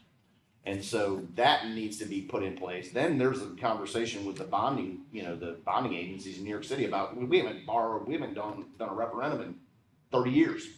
So we really don't even have a bond rating. So we'd have to go sit and have a conversation with them about our plan and what we would do to even begin this conversation. There's a year, at least a year worth of work before this could even be contemplated. I think we understand that though. I think that we understand there's a lot of work. I think it's like, but are we ready to try to find those answers? Like, this is what we're reaching. But in the last year and a half, we've been talking about a facilities plan and a possible bond, and so you guys haven't done any homework on your side? What do you mean by homework? Well, you're sitting here telling me you gotta talk to a consultant, you got to see what your bond rating is and all this. So have y'all not had any discussion at all as far as, we've sort of been talking about this for over a year with your joint committees. We haven't. We never got all the questions we answered from our joint committee. We just literally in the last 3 or 4 months found out what kind of money we're talking about. I mean, we don't have a department to just hand this to. This becomes another responsibility of really my office in trying to do this. And so, you know, we don't have the capacity to do that. We're just finding out a number. I think in November or December, what this number came out of 200 to 300 million. So I mean, to say that we're dragging our feet is an inaccurate statement. I don't know that the number really matters in the process. I mean, the It number. absolutely matters. On whether, like. I mean, we can't go borrow money or put a referendum out there if we don't know what the impact of that's gonna be on the tax rate. You have to tell the voter on the referendum what their impact of it's gonna be. We don't know the answer to that question because we don't know, we haven't done a comprehensive look at all of our needs. And I think our board also has questions about, okay, this addresses a couple things, but how does it address, you know, you got Baden that was built a hundred years ago, Richfield, Millenport, Norwood, I mean, what are we gonna do to address those We have facilities? 'Cause you're- 23 schools. We can come with a plan to address all 23 at one time, but I don't think anybody would ever be able to pay for I that. think the committee looked at, We have to start and take bites of it. We have to. exactly, it's gonna, from my view, you need to get started. Like, the board approved, you did a resolution in January, the board approved a resolution to request funding. It's gonna have to likely go in series of bonds over a period of time. In my mind, this is just Dustin's opinion, it's land acquisition and it's Oakboro, but you gotta start somewhere. And let the people, so if there's other funding mechanisms, I think that estimate is in $40 to $50 million for a new Oakboro school. The estimate we got inflated it over a year and a half, upwards of 54 million, but that includes land acquisition and a year and a half's worth of inflation rate. That cost keeps going up every year that we look at it. But in my mind, what I'd like to see as a taxpayer is for, to go after the money for the needs-based grant. If in fact we put two schools together, that covers about half of the cost to build a new high school, for example. 62 million or whatever the number is up there, 65 million. 62. So if we can find a way to utilize some of those programs over the course of time and over a series of bonds that the people will vote for, approve, or not approve, we have to give it that effort. And I think that the time has passed and we need to get moving on that. So whatever it is that you guys need to do, we can't do them all at one time. There's just no way, no possible way unless you've got that apartment you spoke of that you can open up and come out with all this money. And I know that that's not the case. But here we are, we've got all these facilities that are in need of renovation and repair. I do think there is some redistricting that needs to be done. That's Dustin's personal opinion. I believe that there are some inefficiencies in the facility design that need to be addressed. And that, again, that's Dustin's opinion. Very debatable. But my ask would be that we get started on, whatever it is that you need to do to work on the funding mechanisms, that your board and county office begin to work on that. And we find a way to find the solution. How are we going to fund any of these? If we did all 23 buildings or 20 buildings, what's the time frame? Because it's 20 years from now, you're going to have two different boards, maybe a different county manager, maybe a different superintendent. Who knows what's going to be done at that point, and the cost will be much different. I'm going to leave here frustrated. I know I am, because this has been a totally frustrating meeting. And I tell you, at one of our last facility meetings, Commissioner Lawhon asked, what would be the impact of maybe one high school? I think County Manager Lucas asked, what would be the possibility if Albemarle's in pretty good shape how much would it cost to maybe fix that up and add a new building over there? The same way you got all that land at West Stanley. They don't have What- any what the fields cost? or anything. Where would I they mean, play sports side at Albemarle? they What's have that? a football Where would they field. play sports? Well, if y'all have been worried about that years ago, they'd had more places to play sports at this time. Y'all. I'm not talking about the Board of It, I'm not trying to throw things under the bus. No, but what I'm saying is that, and I'm frustrated is because I keep hearing this talk about the different districts, the West District, the North District, the Albemarle District. This is one school district. And we have a lot of answers, and the one that we haven't discussed today is the benefits of the curriculum that would happen if we consolidated schools.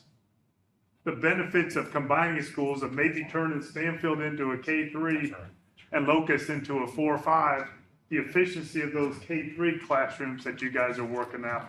You guys have given us one option, if I'm not believing that one option was talked to us at the meeting about 7 or 8 months ago, and your idea of 2 high schools and one in Oakboro hasn't changed.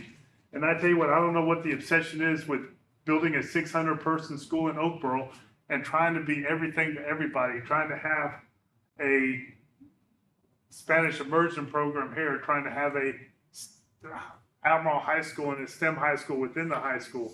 I mean, my God, if you just had one high school, you could have all that stuff under one roof.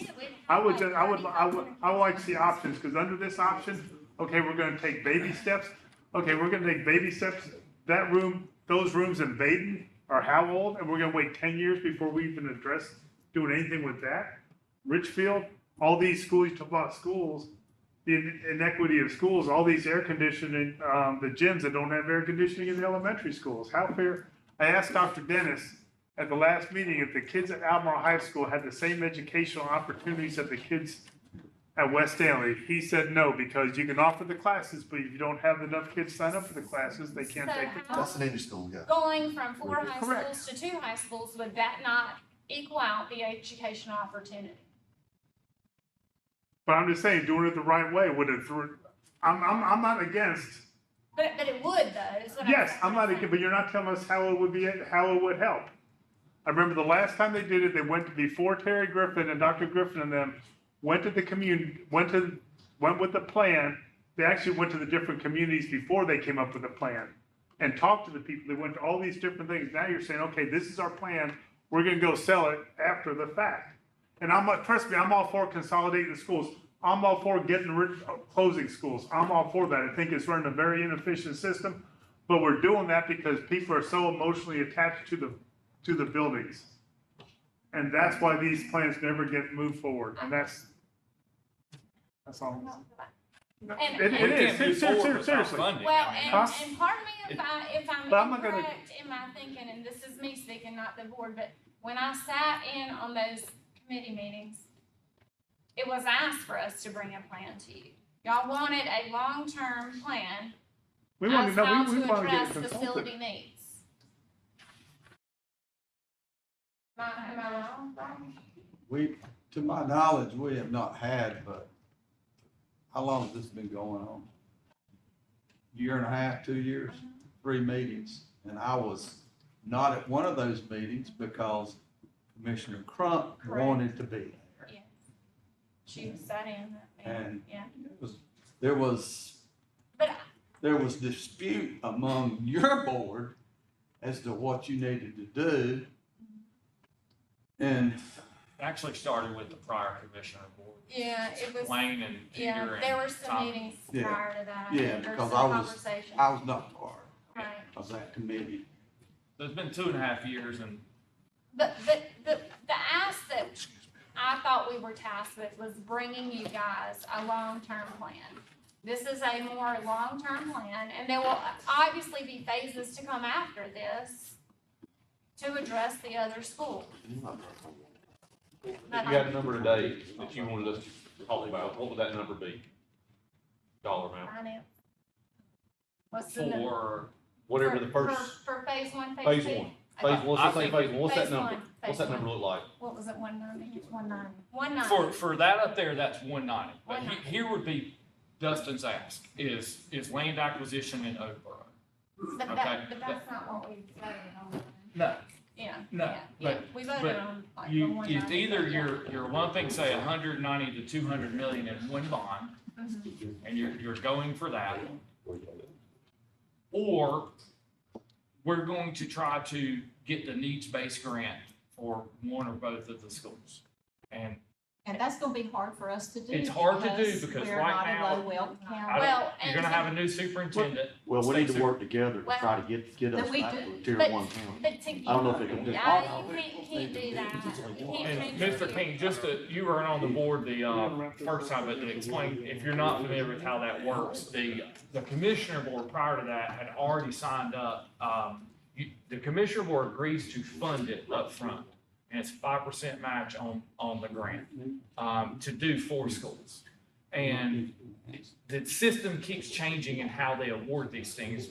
What we do know is they're giving it to the poorest schools right now. So at some point down the line, we expect that we'll have our piece of that pie. I just don't know when that's gonna come. But right now, as of today, we're talking about $190 million to build, Phase to one. acquire land for a new high school, to build a new high school and a new elementary school. Yes. And the athletic facility. And the athletic facility athletic was that, yeah. west, so that could. And you think you could do all 3 of that for $190 million? Today's dollars, that's the cost, That's- but that's gonna keep going up. Yeah. Our expectation is that. But just know that needs-based grant, they change the criteria every year, it seems like. But you're weighted higher for new construction sometimes, you're weighted higher for consolidating two into one sometimes. It just depends on what they On put a bond out. of $200 million Um, ballpark, this what would is- the repayment look like on that for taxpayers? $10 million interest almost. That's what I'm saying, what would that wind up costing the taxpayer in a referendum? I mean. Because that's gonna be the ultimate question that the taxpayer's gonna have, where they say yea or nay, what's it gonna cost me? I mean, I'm not even including interest, and it's $6.6 million. So yeah, that's not really the interest on there. That's just taking the 200 divided by 30. Right. You gotta add interest to that. I mean, you're looking at something north of $7 million a year. So part of the So that would be a resolution 10 request, cent. Madam Chair, Yeah. last night that the board 10 approved cent. was Basically, to ask the 10 cent a year commissioners to payment, come basically. up with the funding mechanisms for that. Yes. So is that a series? Right. So the way that these boards were set up, you guys are responsible for the funding part, we're responsible for the plan. We brought you a plan, and we would hope that you guys would help us figure out how we are to fund that. That's where we are. Whether that means we wanna try to do bonds, we wanna do a series of bonds, we wanna try to do loans and bonds, that's kind of y'all's side of it, and we've sort of felt like we've done our side at this point. We can go back and forth. I have but- two serious questions about the plan that you're presenting. So you're gonna close Albemarle High School, correct? No, No. no. No, No, you're gonna combine Albemarle High School with the, No. no, The middle Comes school. hold on, let me just finish. The Albemarle High School itself will become the middle school, yes, okay? Then East Albemarle would go to the middle school, yes, okay? And they'll have like 300 or 400 extra seats there. yes. So what are the plans for North Stanley, which will be empty, and North Stanley will be empty, and Southside, what are the plans for them? Are you gonna move the middle school to the high school, or are you gonna move Norwood Elementary School to the other one? Or are you just gonna tear down the high school? What's the plan for that? Tear down the high school. Is that what you're gonna do, tear down the high school? There's already interest coming to the board to buy the campus at Morristown. Okay, so that's a new twist into this. So you're gonna keep the old Norwood Elementary School, which that one part is so old, you're gonna keep that and tear down the high school. Okay, what about North Stanley? What are you gonna do with North He Stanley? said North Stanley, he Huh? didn't say They didn't South. say anything about Norwood. Okay, well, I'm sorry, I thought you were going, so North Stanley, you're thinking about selling the property and keeping North Middle open? I think that the board doesn't want to have buildings sitting there that we have to maintain that are not used. So you're gonna The sell, board okay. wants to sell the property, Sell North Stanley, tear the Whatever that property looks down. like, but okay. we That, don't need any more. yeah. So then you're going to, so rather than move the middle school from north to the high school at north, where you would have We had a tractor trailer tower come off of a tractor trailer there the other day, and thank God it Okay. didn't hit it. If that school is right on the highway. well, let me just finish my It's thought. not I don't wanna put middle schoolers there, but it's Yeah. not. No. You have Elder great School hills, would do those it. are our best buildings. Okay, Yeah, and the so middle schools okay. are our newest buildings too, or some of the newest. So you're gonna sell that school. So what about Norwood? What are you gonna do with Norwood? You're gonna have what are you gonna do with South Stanley High School? What's the plan for that? It would be the same thing, Mr. Ashudo. It's either gonna be torn down or sold. or Okay. But we do not have repurposed, buildings yeah. sitting there like another Okay, so Ridgecrest.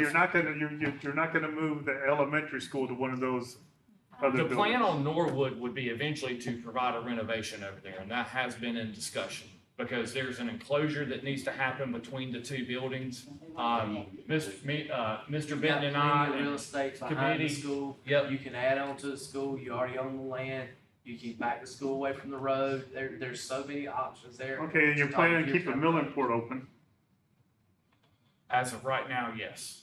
and you're not gonna do any renovations in Baden and Richfield. Now, why Oakboro? Why exactly did you pick Oakboro for this 600-person elementary school? Because of the growth in the Western End. One, it's that, the western end, that helps. Indy construction will alleviate some of the Locust and Stanfield, the western end growth, and so will Oakboro. It will alleviate some of that. So when you look at the forecast that we have and the information that we've paid for, that makes a lot of sense. We don't have to get a new SRO, we don't have to hire a new principal. We've got the land right there. It's one of the oldest, worst constructed buildings in the county. If you want for us to do all the other schools, your 190 starts going up. Well, I mean, No, I'm just saying I that think if you look at it's the interesting to hear the red, plan. if you look at the red and orange on that paper, and if you've driven through Albemarle lately, they're building houses left and right. They put walls up on the houses right there on Main, this week, cause I drive by there every day when I pick kids up. Those are the areas that are growing. Those are the two elementaries that we started with, by the shift in the Albemarle district and Oprah. Once this is completed, if we get that far, there would be a second phase to address the other elementary schools, or a third phase, fourth phase, whatever phase that ends up being, depending on how this gets split up. But as I said before, the sandwich is this big. There's no way to deal with it unless we take small bites of it. I mean, we have 23 buildings, 23 schools. Would your board have the appetite to look at redistricting the high schools? Here, I mean, for right now, until we could get this other ball moving, I mean, is that even on the table for you guys, that we could look at that? I mean, I Or don't is that know just that, slam the What door bothers no? me a little bit about that, Mr. King, is I want to redistrict. I don't want to be redistricting kids all the time. That's what, you're saying redistricting now and see if we can. I mean, I'm just saying, Well, I to think- alleviate some of the problems. Speaking to Brandon's point, is if you'll go ahead and redistrict, you're conditioning people that if they want to be involved in the school system and have free school, free transportation, free food, they've got other alternatives already because of our global economy, because of, I could get way down in the weeds and all that. But I think people need to be, if they want this benefit, you've got to condition them to it. I think it's about facilities, more so than moving kids Yeah, around. And I think, and yeah. I'm just saying Jared's Yeah. opinion, I think the board wants new facilities. I think that, of course, being a funding agent, you guys are going to have to consider it.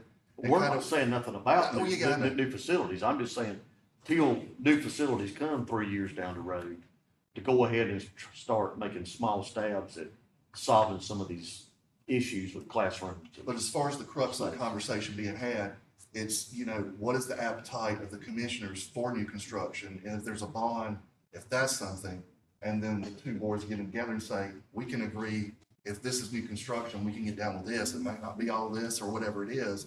And then we can move forward and we can start investing resources into moving forward. Yeah, the redistricting was included in, so let's make an ideal scenario that the voters approve the new high school, like the $190 million.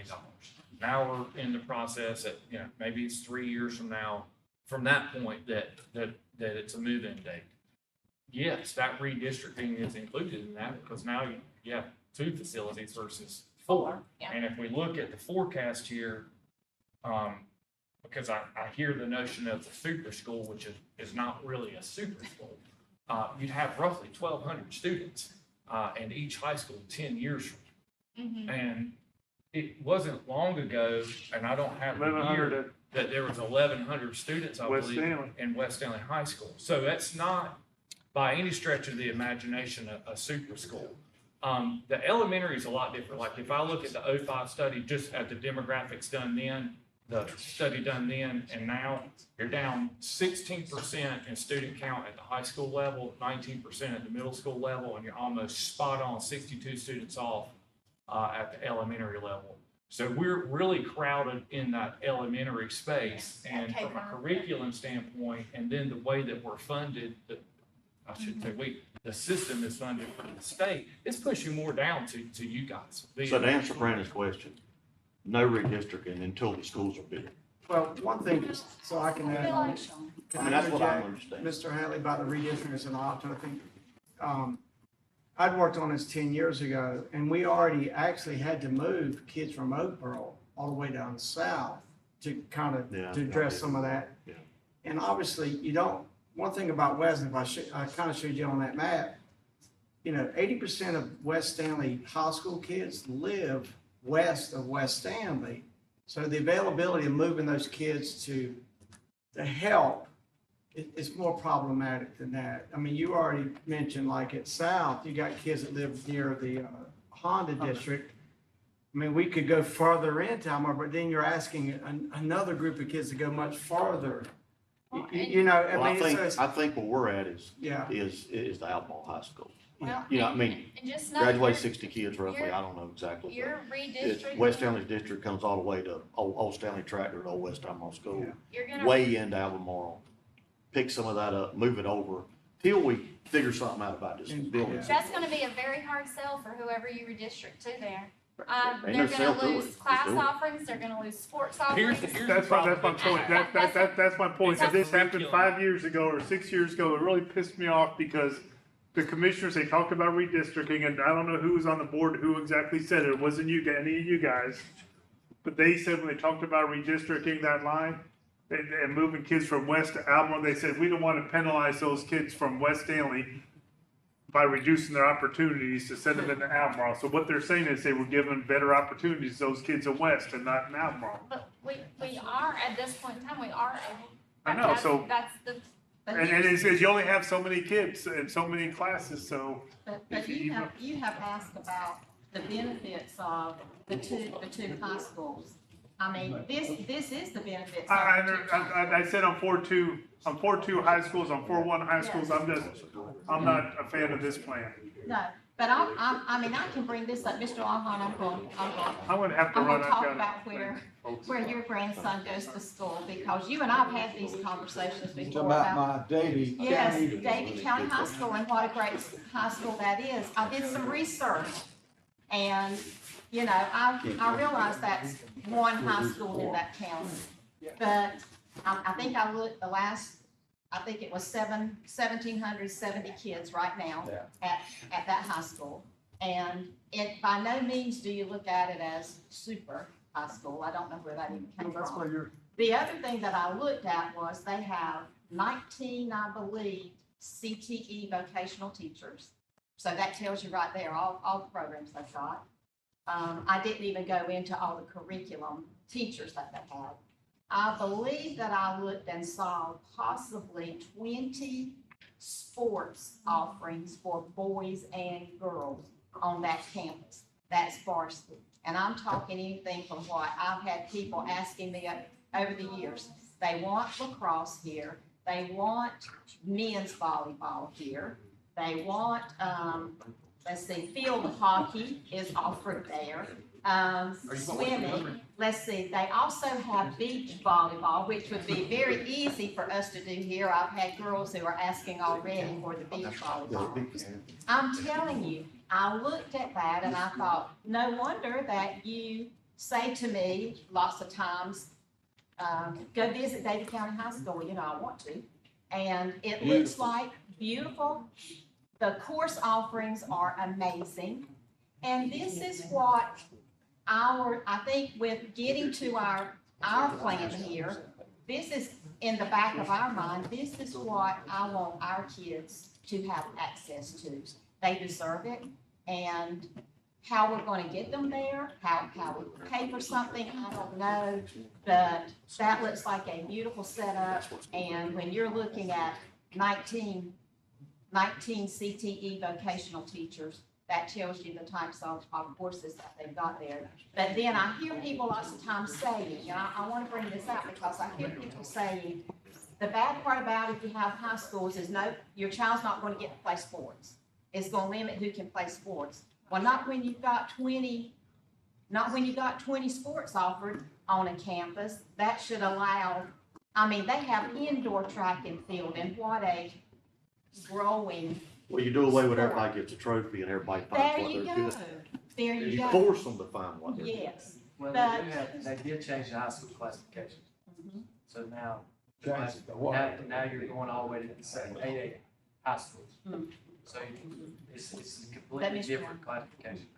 I think that but school looks great. 4 years ago, we had A2. You had one big A, one little a, two big A. So it's always been, it's typically been A. It's just, it's something by a different name. It's the same thing. Is there any money out there to do that? Is it incentivizing counties to go toward that one high school? well, that one high school would be the size of our two. Yeah, I understand, but, Yeah, we would have a So super high school. it would be a super high school if we but did. is It there would any, not- it would any not be- grants, any money pushing for that? The from the state or- money to incentivize consolidation of high schools is your needs-based money. Yeah. That's 62 million because 62 they million. do put a lot of weight on if you're taking 2 or more schools and making. Yeah, I mean, That's so, I'm just trying to think of ways to get y'all money. So, yes, I think we have. we could possibly get 62 million with a 5% match. I just want us to I'm gonna find take a it. way. I'm biting my tongue. You've got 3 solid baseball programs that's gonna become one. 50 to 60% of those kids will never play school baseball again. So You've what? got 3 solid safe softball programs or 2. 50 to 60% will never get to play again. Maybe I should just leave because I am the dissent over here. Adding lacrosse is not gonna help those kids that, I don't know, 4 of the seniors in Albemarle have already signed letter of intents to play basketball, girls' basketball. It's not gonna help them. I do believe I'm gonna leave. I don't mind. I'd like to get excused. How long we gonna talk? Unless, We pretty much done? Do you have anything else? I know we have closed session. I make a motion, we adjourn. I mean, well, One thing that, you know, the Charlotte schools, addressing what Mr. Sorensen said, you know, with all the growth, they're having to come to that reality when you have people coming. You know, Well, and if we don't want people to come, we need to hold our those fence. big high schools have club sports and stuff like that. I mean, you don't have to be on the varsity baseball team to play baseball, but. We got a motion to adjourn. That's for the Wait a minute. commissioner. Mr. Whitaker have. Can I just say one thing? Since I chair facilities this year, and I've served on it, I guess for the last 2, but I just want to say that, contrary to the comment that the plan was thrown together, the plan was not thrown together. What we tried to do was basically the old saying, the most bang for your buck. We tried to see how many schools we could actually offer something to by doing a bond or doing whatever type of, finance that we needed. But basically in doing this, it really touches 8 of our schools. You've got AMS, you've got East Albemarle, you've got Albemarle High School, you've got South Stanley, North Stanley, Oakburg, Stanfield, Locust. So it does touch a lot of our schools by doing this plan. Right, you know, the comment, well, what about Norwood? What about this school? We can't, as Carla said, we can't fix them all at one time. So what do? Do you do nothing? Because you can't fix them all at one time? It's a starting point. That's not to say there might be some tweaking done to this plan, but it is a starting point. And we have to move forward. You know, our school buildings, basically, they send a message. They send a message to our staff.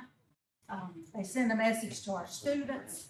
They send a message to our community. And it basically tells them what's your value statement? What's important? And our schools have to be what's important. They have not been for the last 20 years. So it is time for us to make a decision, to work together, to have more meetings like this, to tell us what we can do to help you and what you can do to help us, and help us to come together and everybody be on one page and move our county forward, not only for our students, but just our county as a whole. Okay.